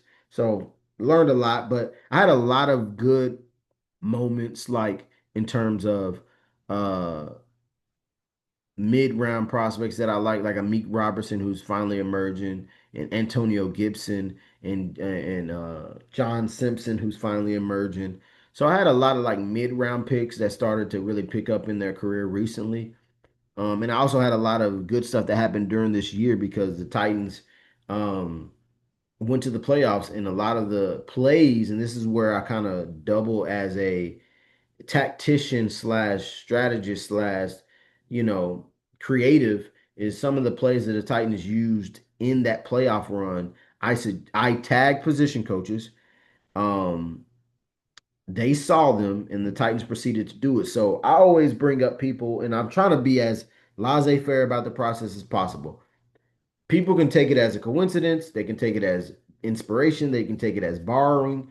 All I know is that the Derrick Henry touchdown pass to Corey Davis and the offensive line touchdown pass to Dennis Kelly in the 2020 playoffs, I suggested it and I tagged it to position coaches before the games.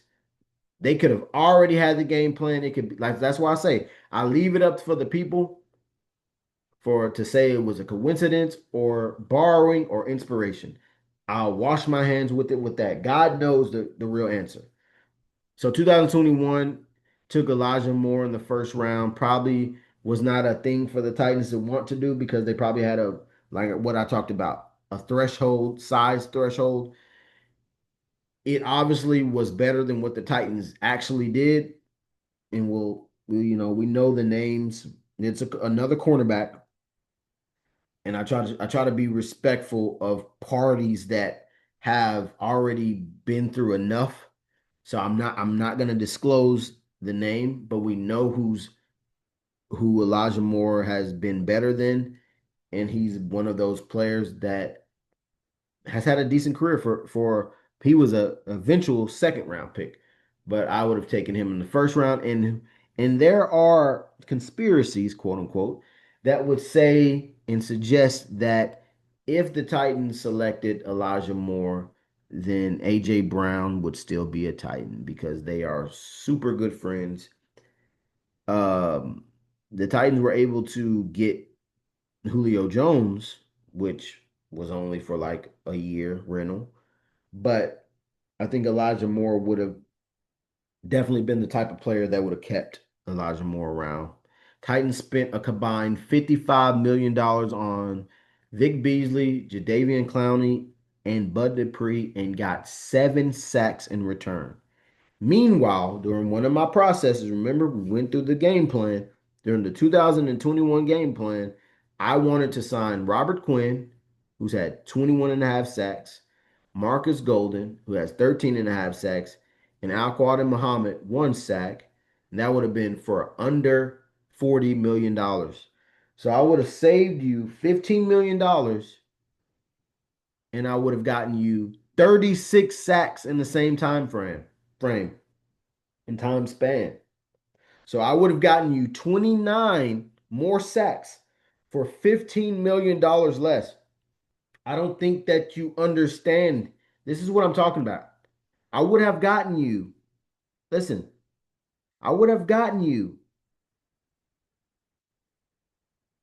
5x the sacks. Think about this, 5x the sacks for $15 million less. Almost 40 sacks. Like I said, this coming to the natural like person that's reading this or hearing this, they're like, that's cool. But I don't think you understand like this is a $1 billion organization.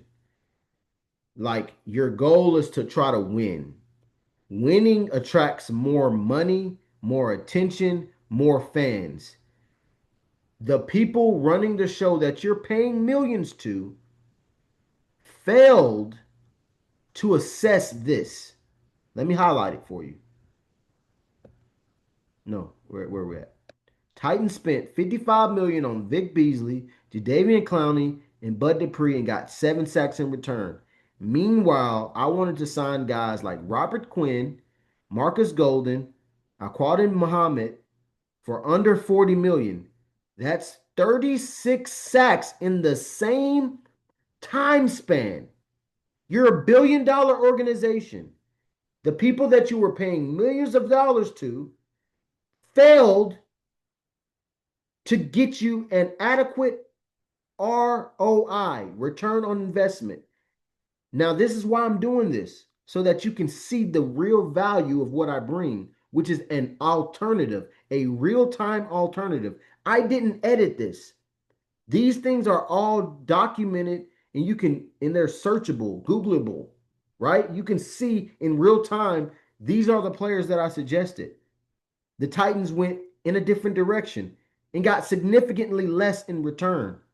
I know it doesn't click to the average mind, but anybody who knows business and really cares about the end all be all, which is winning, which is growth, which is security, job security, gross, net. I just accomplished that.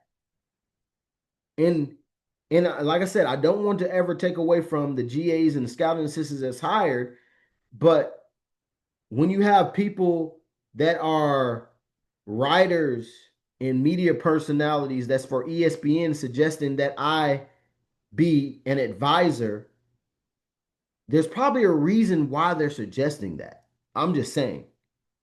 There's a reason why there's a handful to a dozen of people that support me without any big name media machine behind me that say and suggest my name in conversations of being on that team. Like once again, it pairs with the personality, the social media personality. I get it. You can be judgmental. You can say I don't want to have any dealings with that. But think about that. I'm a family man with high integrity, with high work ethic. At what point do you get to the real of what's behind the social media? Or can the social media stop? Can the bravado and the exuberance stop? Oh, it could stop, it could tone down, and you could still get the same person with the same work ethic. Wow, that's possible. It's crazy. It's crazy. But to be continued.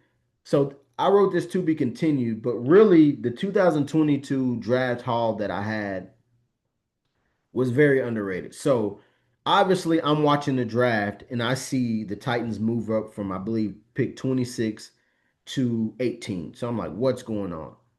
You see that AJ Brown has been traded. So you automatically think about the significance of what AJ Brown brought to that offense. And then you look at, okay, Garrett Wilson's gone.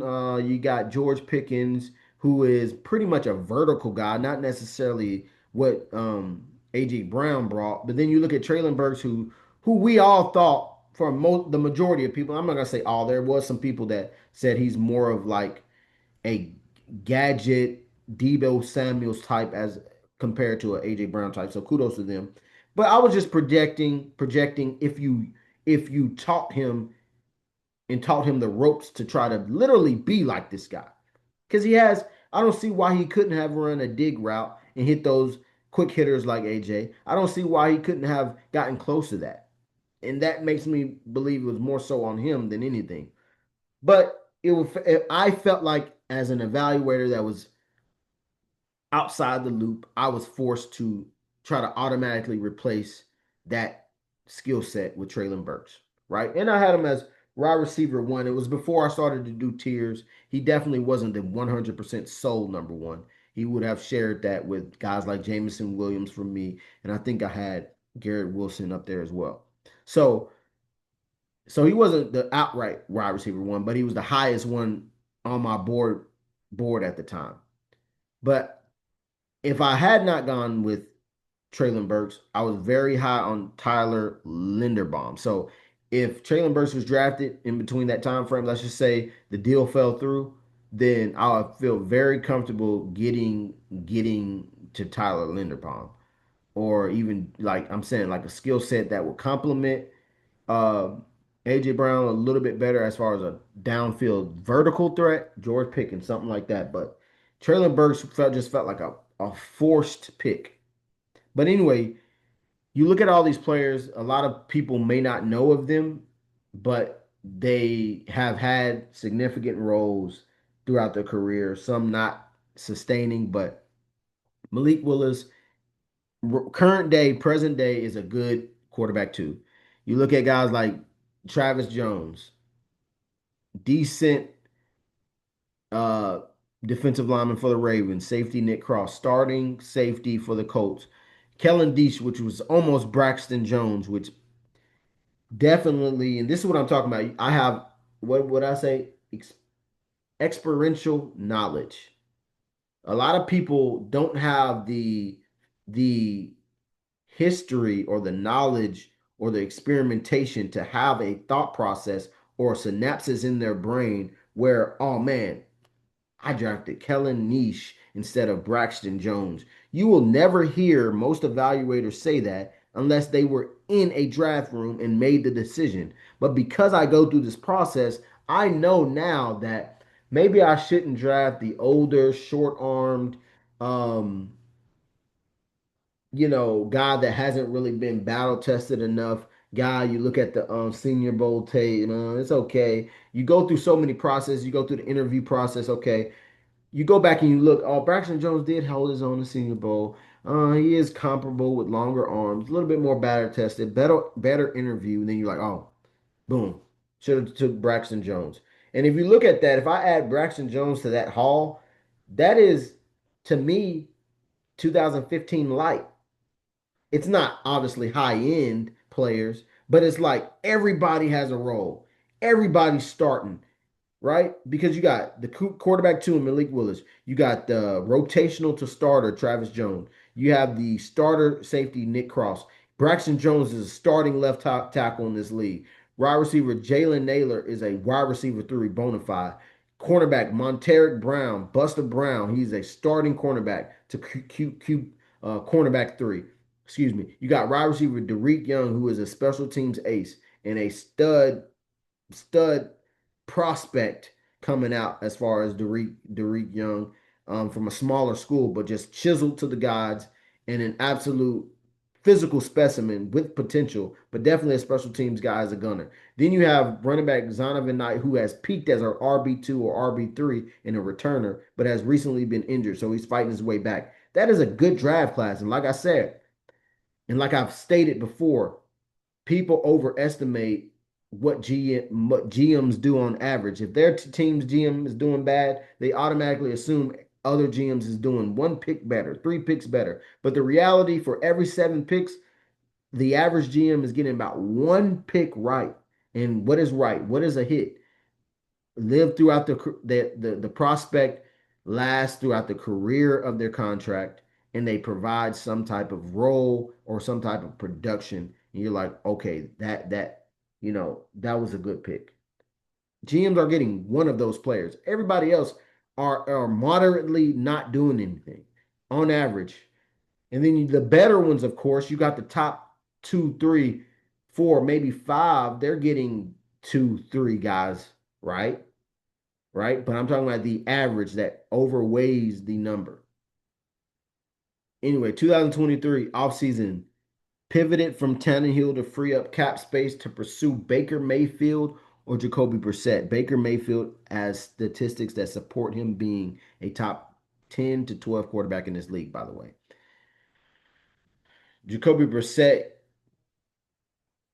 Jacoby Brissett is the type of player that when he's comfortable and he's in a system, he can definitely perform. He's been in some stopgap places that is on his own bidding. He's been collecting checks, but I think that he can be a better quarterback than he's been in the past 2 years. I would have drafted Jackson Smith and Jigba, Jonathan Mingo, Devon Achan, Jordan McFadden, Luke Whippler, and Trey Dean. So the JSN has become a very good receiver in this league. Devon Achan is one of the better running backs in this league. Jordan McFadden, Luke Whippler, and Trey Dean. Trey Dean is on his late round journey of going through the leagues, whether that be Canadian and UFL and stuff like that. That's fine. That was a player that had a skill set, and you're just taking a flyer on it and trying to see if you can develop it. And then you have linemen that are reserve potential, like Luke Whippler, who is would be probably center two on this current Titans team. And then you got Jordan McFadden, who probably is a little bit better than the John Ajukus of the world, and probably better than NPF. So you would have probably had an upgrade at that position as well, at tackle and guard. Flexibility. Probably would have played a little bit better or at the same rate as a Dylan Radin. So, and then you get to Jonathan Mingo, who I was willing to risk. Um, and this is what you definitely call chasing ghosts as well.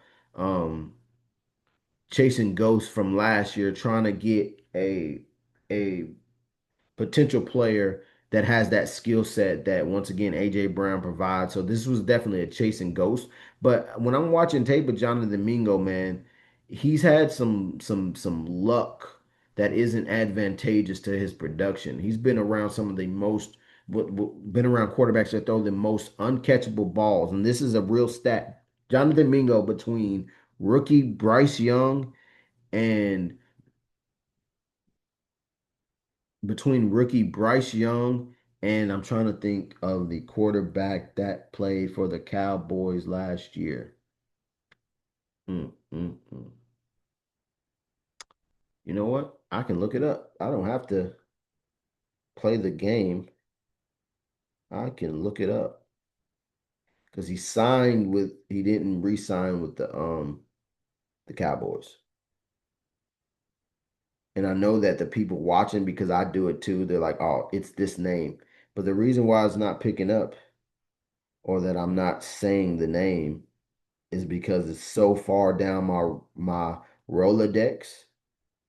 It's so far down the Rolodex because I remember looking at this player, Cooper Rush,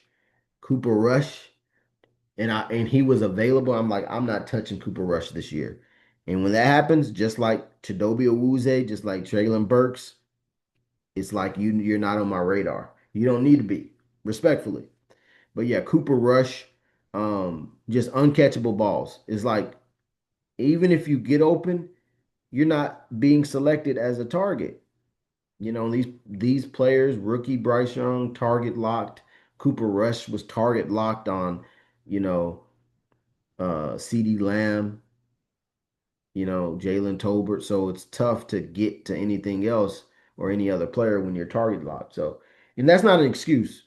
There are some things about Jonathan Mingo, like he isn't getting open off the measures and the grounds of his ability enough, right? He's not being tenacious enough.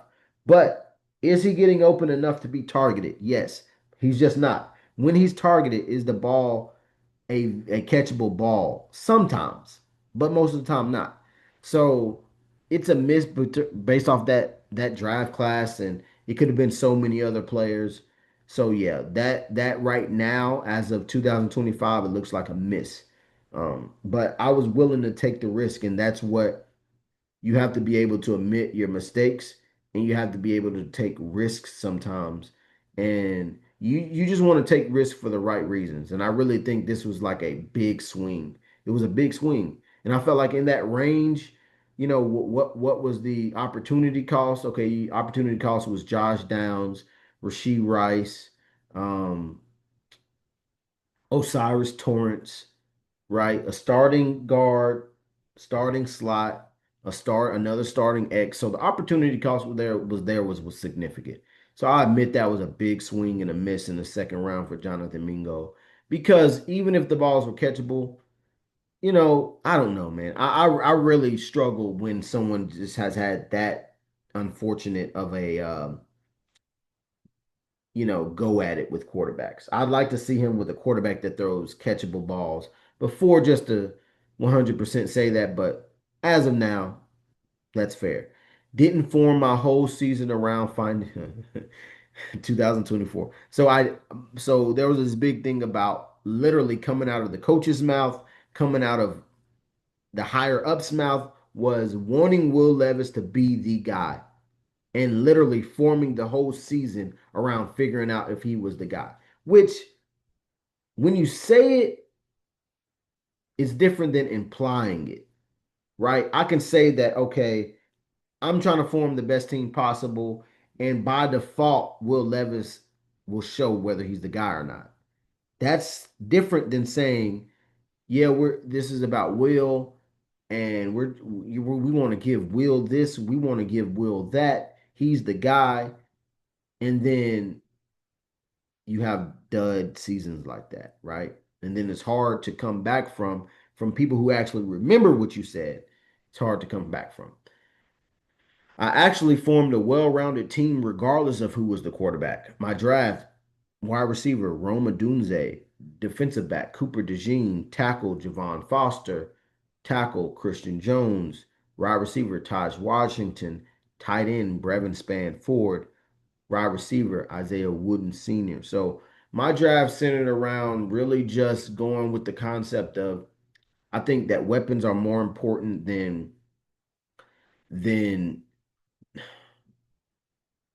offensive line marginally. And the reason why is because the concept of offensive line play is to lose slow. And a lot of times you can win you lose slow, which means I can be less talented than the edge rusher or a defender in front of me, but if I'm losing slow, I can mitigate the risk in it and I can kind of get by with it.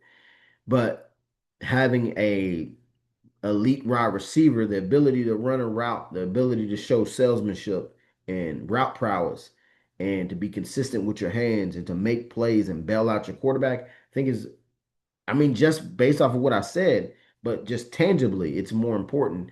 And I think the best example of that is the Penei Sewell and the, Jamar Chase concept. Has Penei Sewell been outstanding? Yes.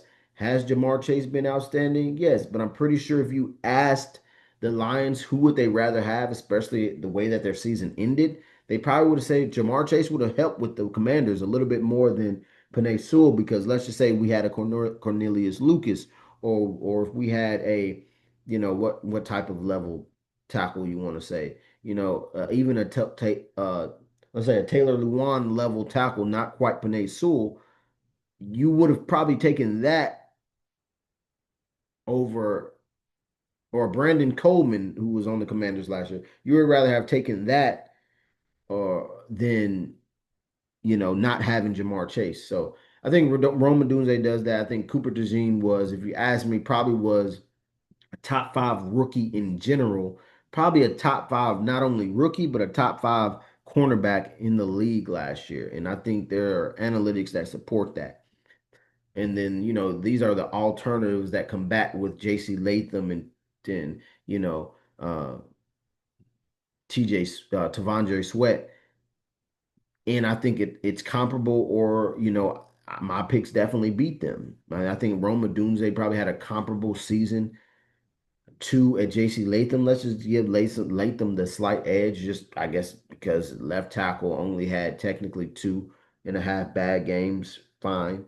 But I think having 700 yards in that situation was very impressive for Rome Odunze as well. But Cooper DeJean, I mean, the Super Bowl, the playoff run, I mean, he washes T'Vondre Sweat, and that's saying a lot because T'Vondre Sweat had a decent season. But I just think that it's a clear wash.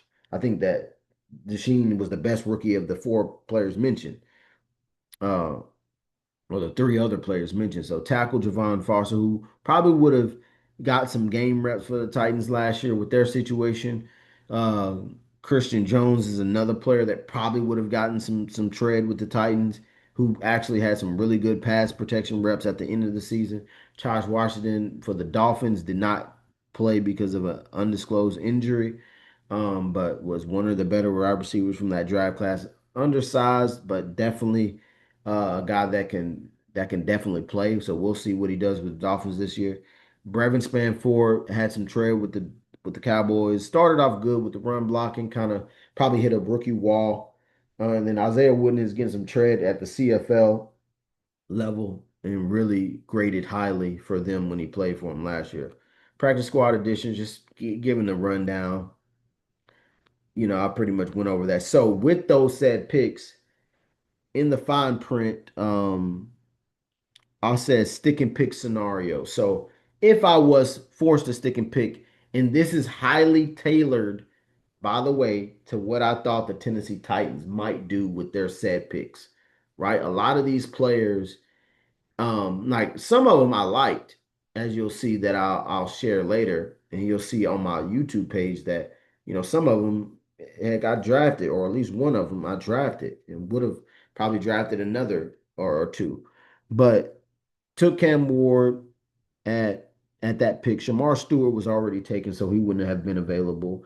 At that time, I'm also pairing who the Titans have met with. So at 103, I'm thinking, okay, the Titans have met with Isaiah Bond. Obviously, we didn't know the information 100% what was going to happen with him off the field. He ended up going undrafted because of it, correct?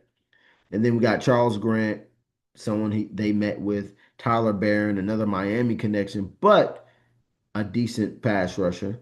And then you got Kyle Williams, who kind of climbed during the process. I saw him earlier in the process and kind of knew he was good, but I didn't think people would be so infatuated with him that much to kind of push him up that high.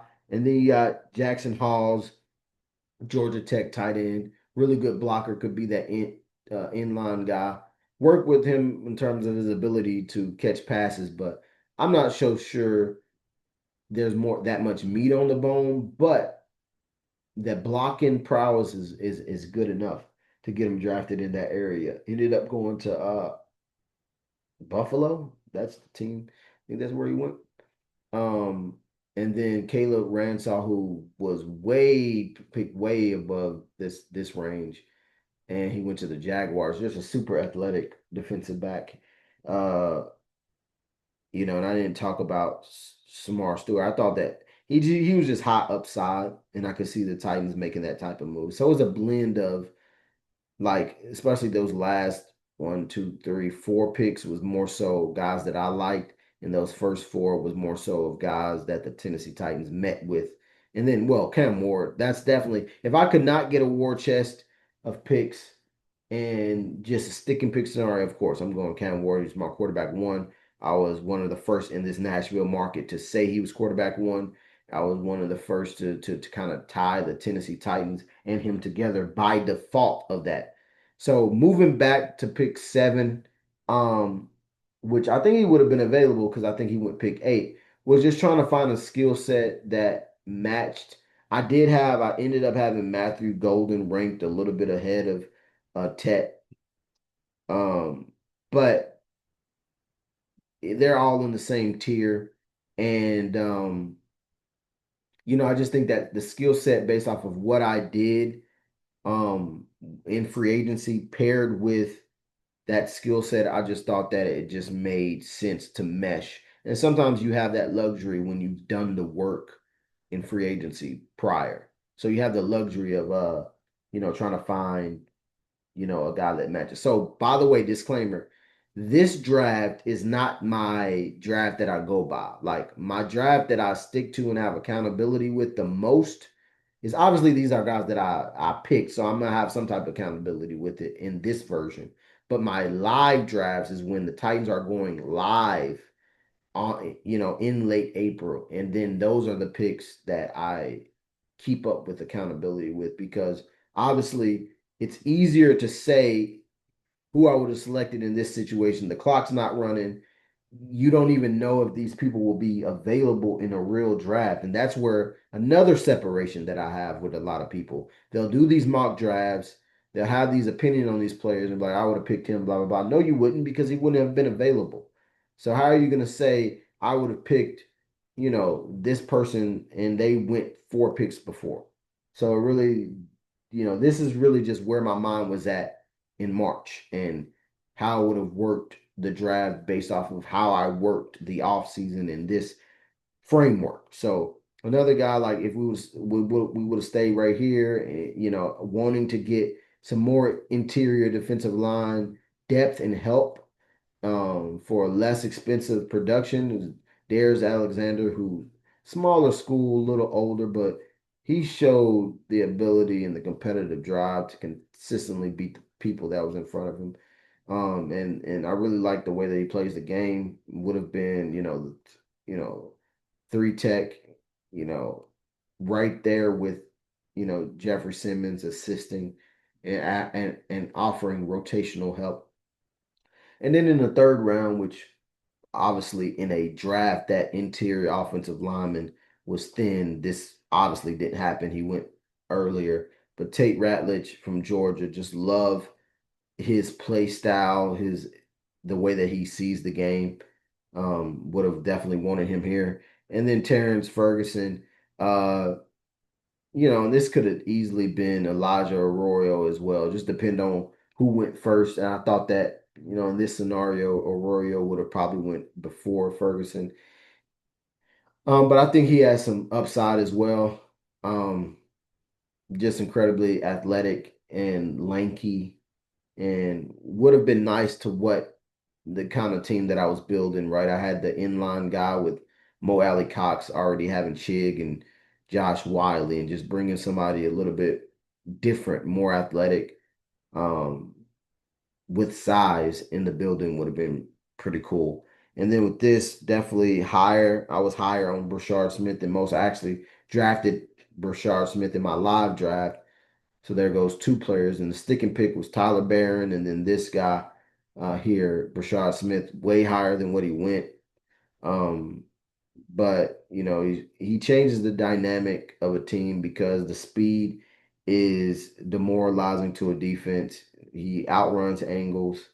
Um, he's just dangerous anytime he gets the ball in his hand. So that's where a guy like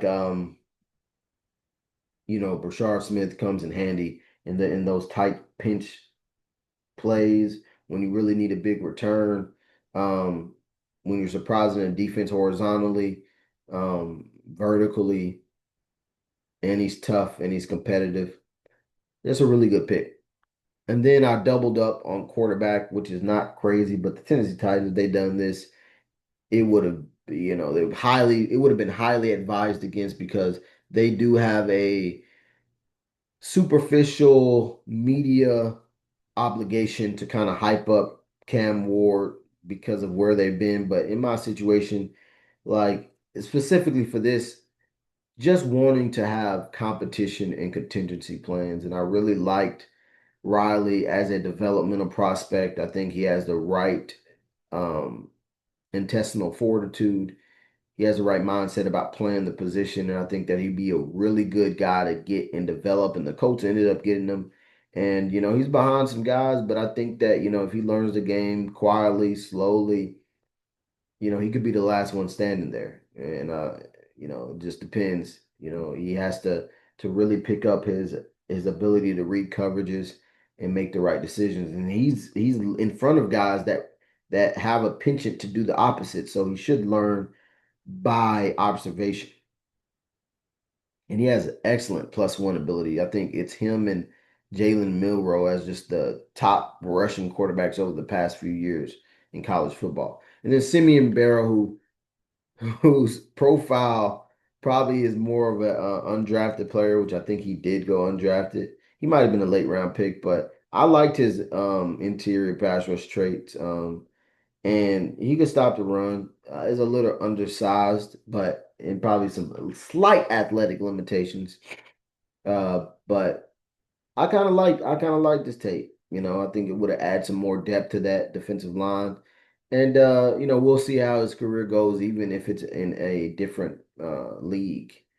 And then Joshua Gray was another guy I think went undrafted. And a lot of these is early in the process.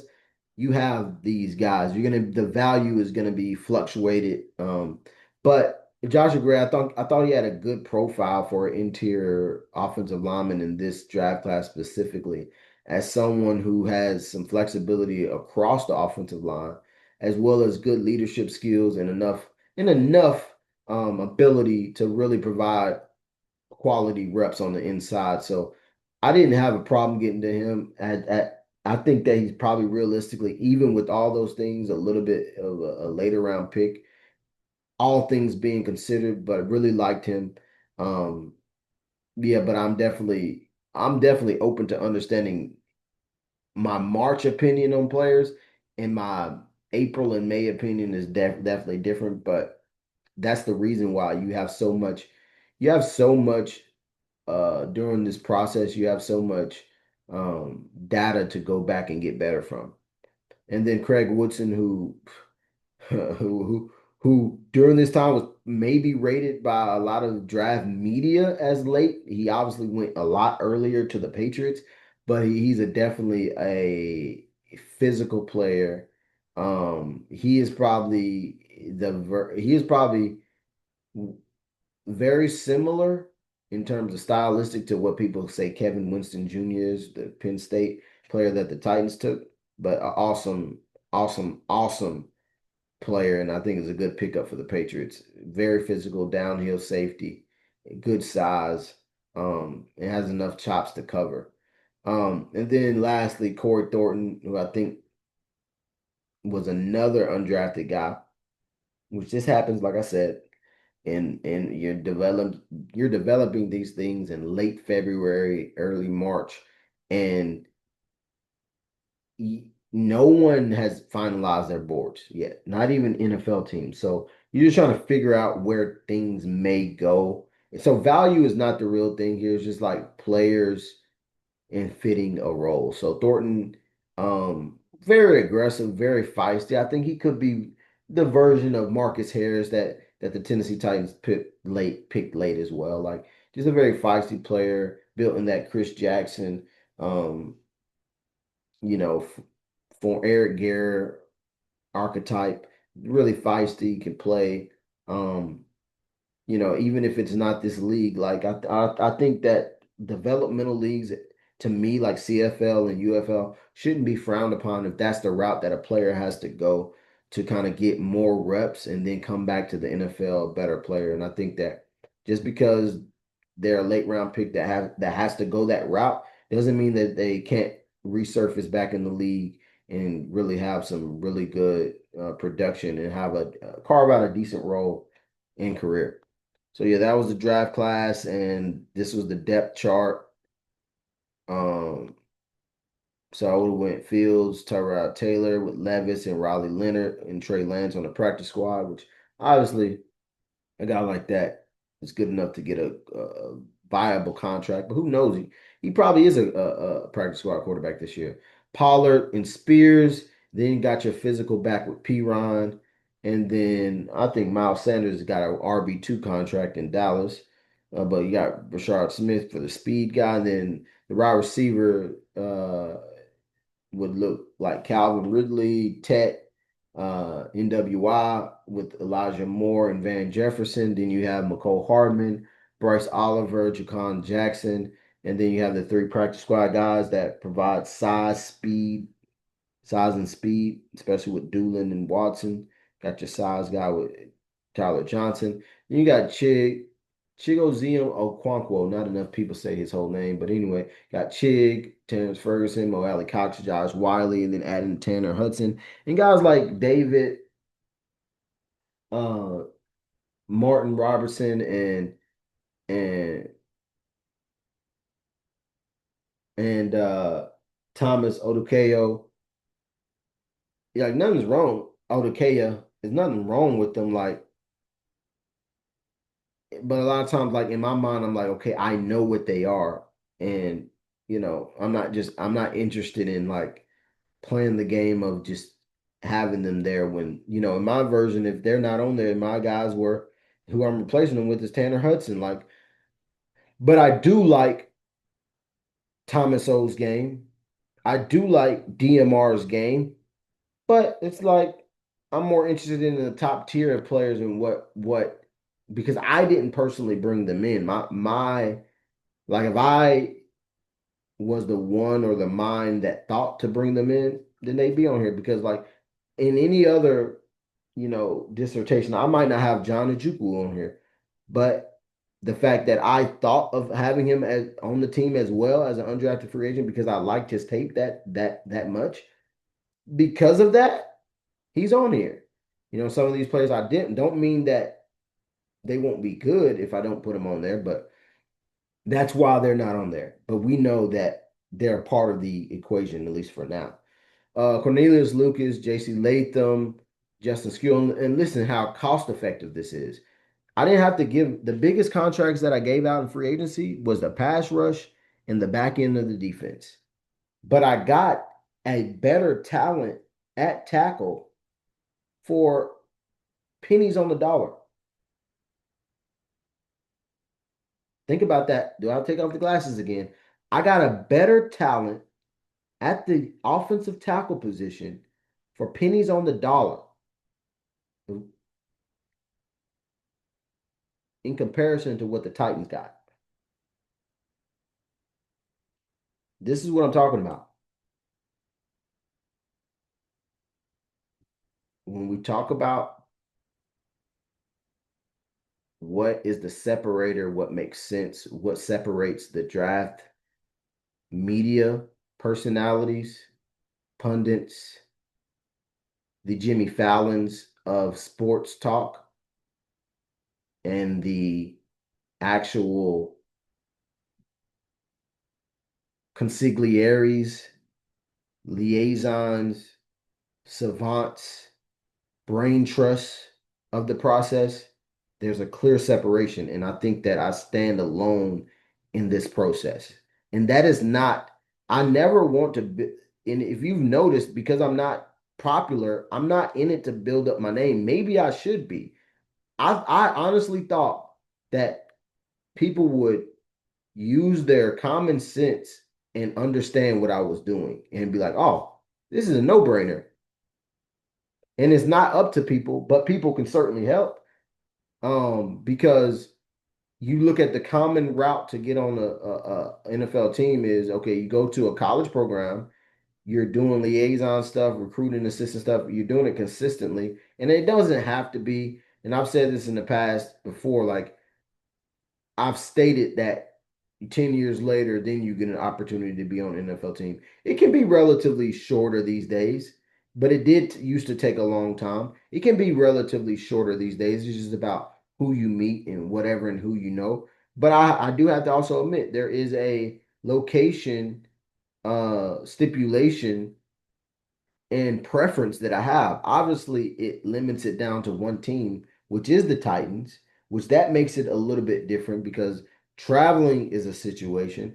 Being away from family where I have a duty and a role has its situation. But this is the kicker. I'm in the market and you hire assistants yearly. So that's why that this isn't as hard as people try to make it seem. It's just really up to them to want to either win or win in their way. And I think that it's super selfish to fans to not even see if this could work. And I'm not, and I hate how it may sound. It may sound like, oh, you think you're the solution. No, I'm only trying to be of assistance. I don't think I don't want to be a savior.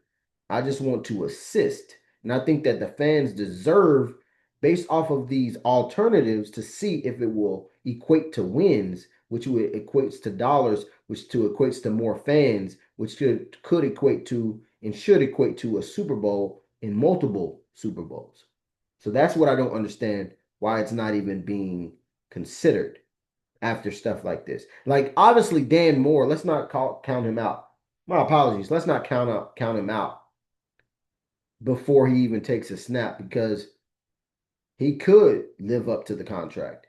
But I'm just saying, if you're giving money based off of previous ability, previous production, Cornelius Lucas is better than Dan Moore Jr. That's all I'm saying. Anyway, Justice School, Dylan Radins, Woodard resigned him, obviously. John Ojukwu, Stone Forsyth, Andre Dillard. Not the best tackle spot, but serviceable. Guard, I think guard is incredibly enticing here, especially with the addition of a guy like Ben Barch to develop and Jack Driscoll. Matt Pryor, super underrated. Lord Cushenberry the third and Tristan Cologne. Nose tackle Coburn, with your defensive tackles being Jeffrey Simmons and Darius Alexander, and then Deshaun Hand and Simeon Barrows, defensive end, and those are kind of like interchangeable depending on the packages. And then outside linebacker, got Zadarius Smith, Victor Dimukeje.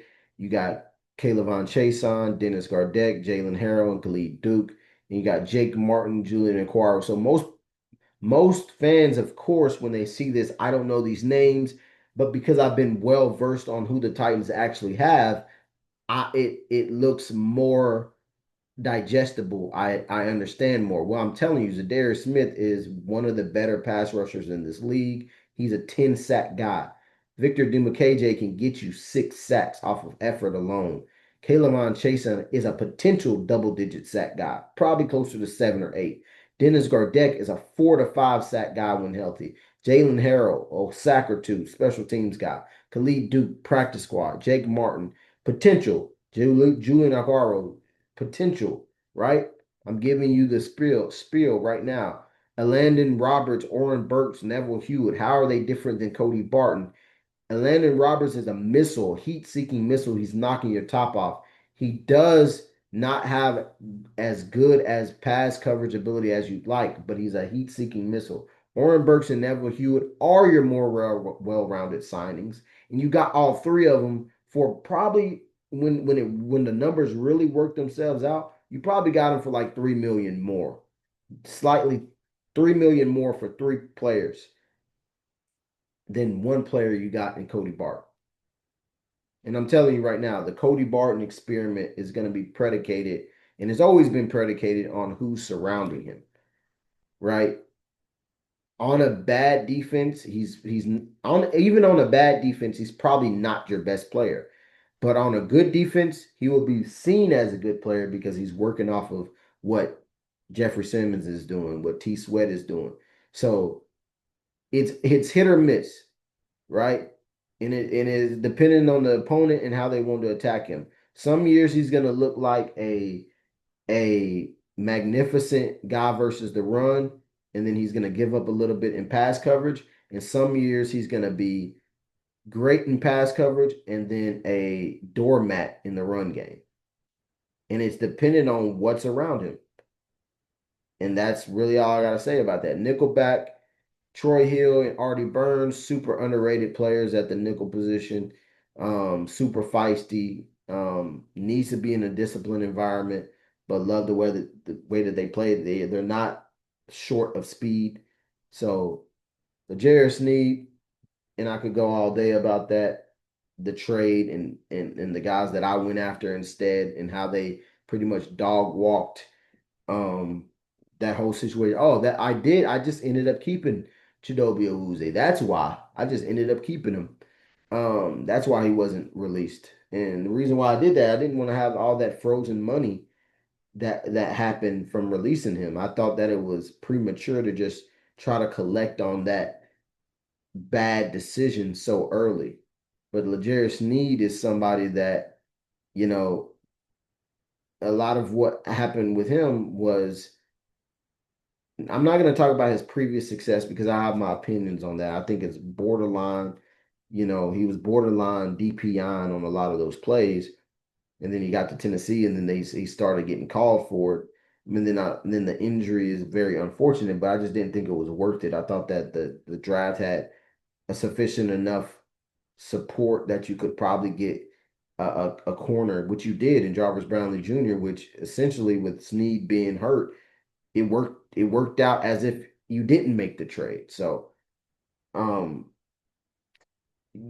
just a guy that you're like, okay, if he's good, he's good. If he's not, then you move on. Just something that I wouldn't have done. Once again, real-time alternatives. I would have went for Kendall Fuller and Ronald Darby, who had better seasons than Snead and Awuzie.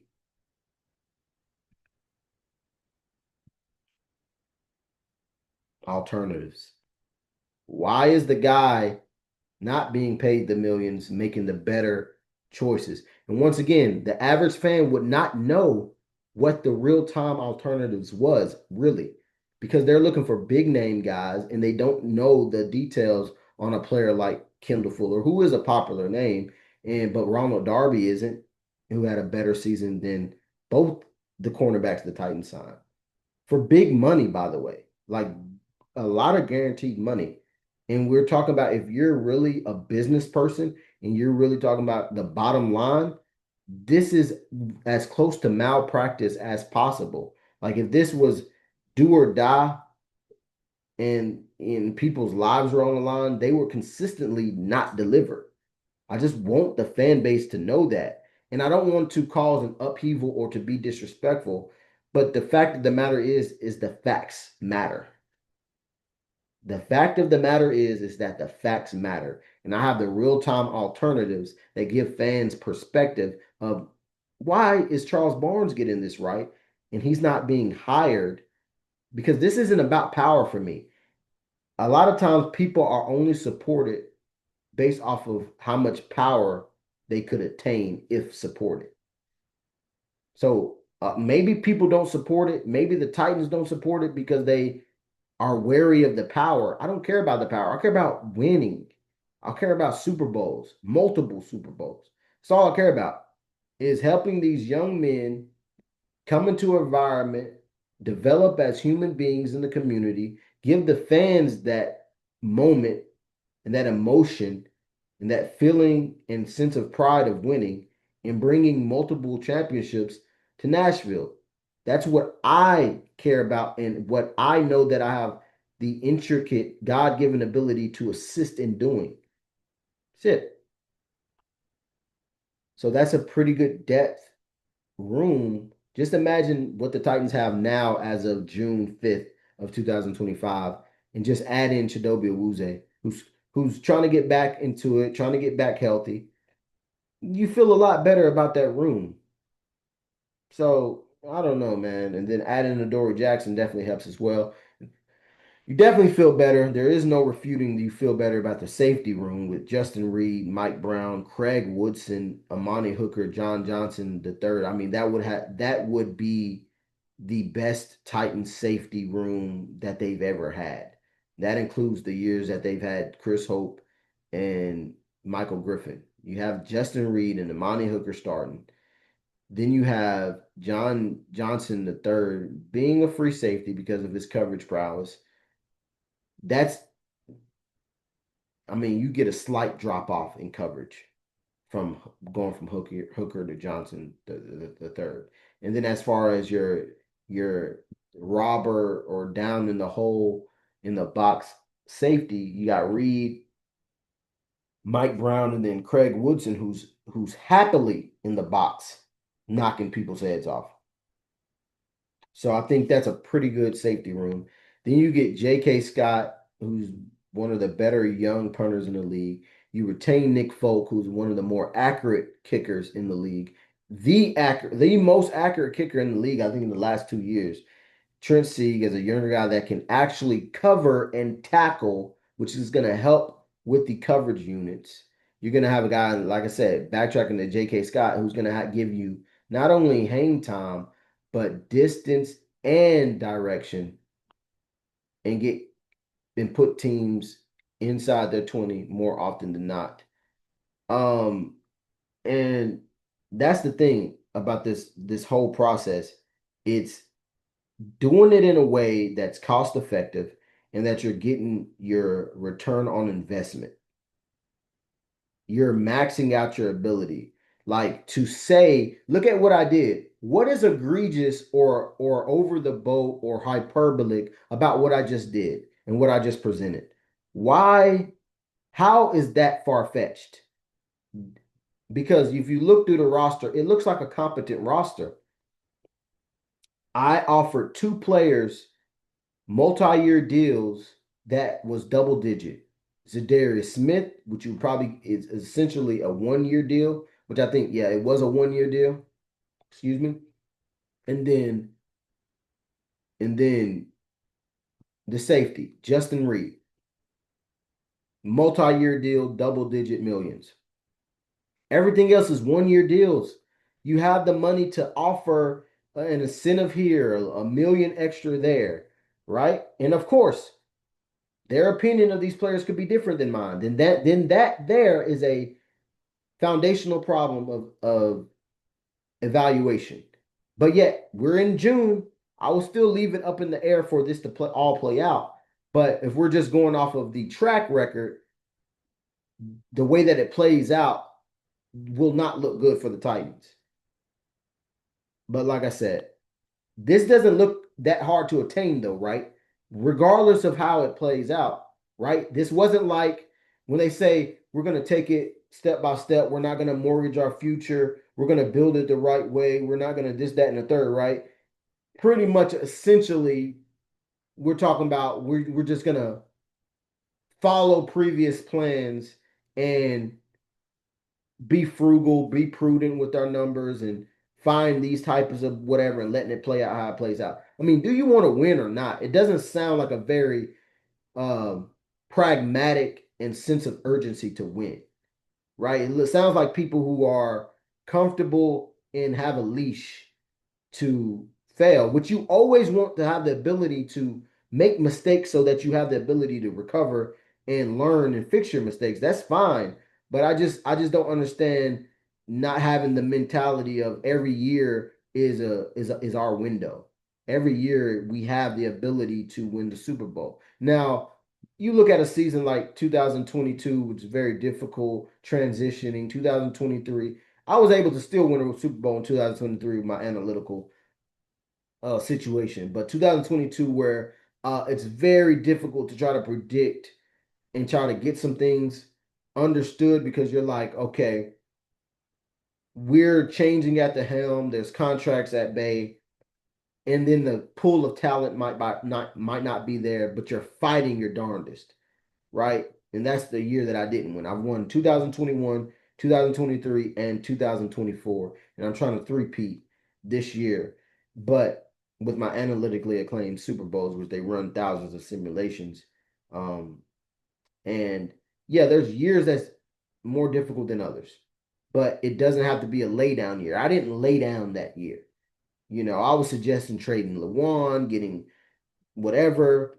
I think that's when Julio Jones was still on the team, trying to hype up his value, like trying to find ways to like whatever, but still like within the confines of how much money that would have been created, whether that be a release of Lawan, but still trying to get Stephon Gilmore, still trying to get competent players to win, to run the tables, because I think it's if you purposely try to lose and try to get draft picks,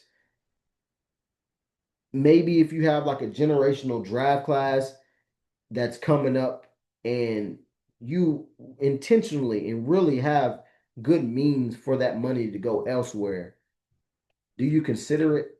Possibly, in terms of this, like, okay, that money is actually, we're going to roll that over. That's going to be a little bit more cushion for this, blah, blah, blah, blah. We have a good draft class coming up. This is a good opportunity to evaluate our talent, our young talent, blase this, blase that. But you don't really know that in the offseason. And in the offseason, you have to be aggressive. You have to believe that you can win.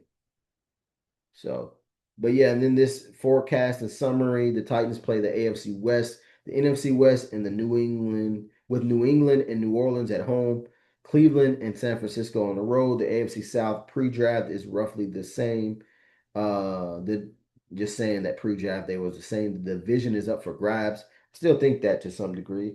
As for what the Titans have done recently, I believe they are in limbo philosophically. Offensively, they have a scheme that requires superheroes at the wide receiver position to function at a high level. Defensively, they do everything right but take the ball away. They are consistently copying what success looks like instead of putting their foot down, drawing a line in the sand, and creating their own version of what an empire looks like. There is a clear path the Titans can take, and it could be successful, but it's going to take an abnormal amount of foresight and ingenuity. I know a guy. I believe having accountability in historical context with one franchise is the cheat code to creating game plans that echo throughout the entire season and further and further. But I'll let it play out the way it's supposed to. Greatness is as greatness does. I've made this team as competitive as I could while building a foundation that aligns philosophically with what I believe wins in this league. And that's with play style variance on offense. And that's just the ability to win multiple ways.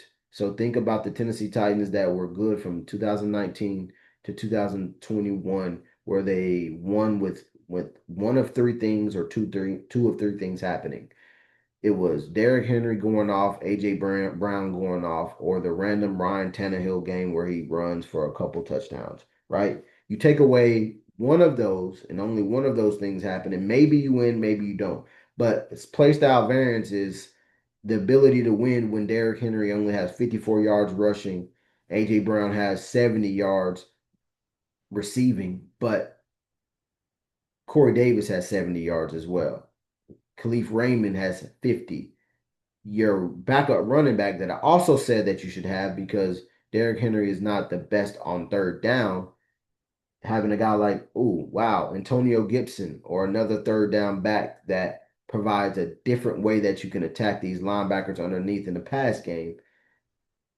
Antonio Gibson has 50 yards rushing, 50 yards receiving. So he matches Derrick Henry rushing, but 50 yards receiving. And it's not to say Derrick can't take screens and run, but he's not running angle routes and out routes and beating people. So play style variance. You have multiple ways to win. You have multiple types of tight ends, multiple types of wide receivers to win. That's what I believe can that wins in this league consistently. That makes you hard to deal with on a week to week basis, and a disciplined chaos on defense. So basically, doing the tape study, putting players in position to succeed, and them doing it in a way where they're not overthinking and they're causing chaos, which by default, if you are chaotic, you are causing turnovers because most turnovers happen from random acts of violence, right, on the football field. And whether it's a very aggressive breakup that pops the ball in the air or a unblocked blitz off the edge or a clean, one-on-one win off the edge for an edge rusher, you're knocking the ball loose because you're getting to the quarterback. You're causing immediate impact on the ball carrier, and it's all about the ball. That's what discipline chaos is about. So this is my pretty much number, email, whatever.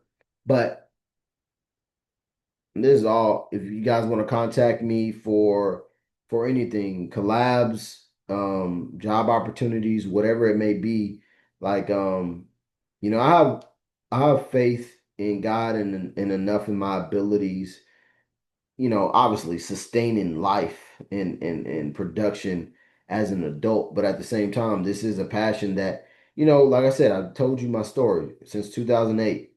And a lot of people try to make the joke, what do you have to show for it? That's 16, 17 years. What do you have to show for it? Well, what I have to show for it is the ability to go predominantly off the top of my dome about a 7,000 word, 8,000 word dissertation that I wrote 3 months ago and know all of these players, predominantly know them off the top of my head, and then give you insightful depth about how to build championship winning teams. That's what I've gained for 17 years. It wasn't about building up my name. Charles Barnes, oh, I know him. He works for this alphabet company. But then if you asked him this in-depth ability or in this in-depth or try to have an in-depth conversation like this, you couldn't have had it because so many people have built up their name versus building up their competence. I chose to build up my competence before building up my name. You have people in this market, talking about players that's not even on the roster or mispronouncing names. Hey, I mispronounce names too. Thomas Odukoya gets me a lot, right? But you got players that you got people that don't have as much on their plate in terms of volume, because as we can see, they don't do projects like this, and they're still not getting names not right, like who the Titans recently drafted. Alec Ayo Manor, right? Amani Oworie, right? Chimre Dike, not Chimere, Chimre Dike, right? So we got people in this market who it's a small detail, but they're not even getting that right, right? And then some people would say it's an unfair conundrum, but like God, like if you have any type of religion or any type of even the concept of karma or the concept of like energy, the people that understand that concept, they know that by default something will come to this, whether it be the Tennessee Titans continuing to be the buffoonery of the league or close to it recently, or it's going to come to a head to where, oh, this guy's finally getting his chance and it's finally happening for him and we're happy for him and I know that he's going to do it, and then I go and do it. That's the results. That is the options based off of the laws. Energy is neither created or destroyed. So if I'm building up all this energy and all of this intellect and all of this ability, it has to be represented in some way, form, or fashion. It doesn't go away. It can't be rebooted out of nowhere. So that means that the energy that's built up for this and the sweat equity that's built up into this and the expert time, the 10,000 hours, 20,000 hours, 100,000 hours of expertise, as they like to say in the outliers, something has to come from it. But thank you all for tuning in. This more so was me getting this all out. I probably have a lot of clip examples to use from this long video, but for those that stayed as long as you did, because this is pretty much the length of a movie, congratulations. You probably got smarter, and I've enjoyed working through this process with you. If you have any questions, like I said, briefly showed my information, but also DMs, messages is open. And I will see you on the next one.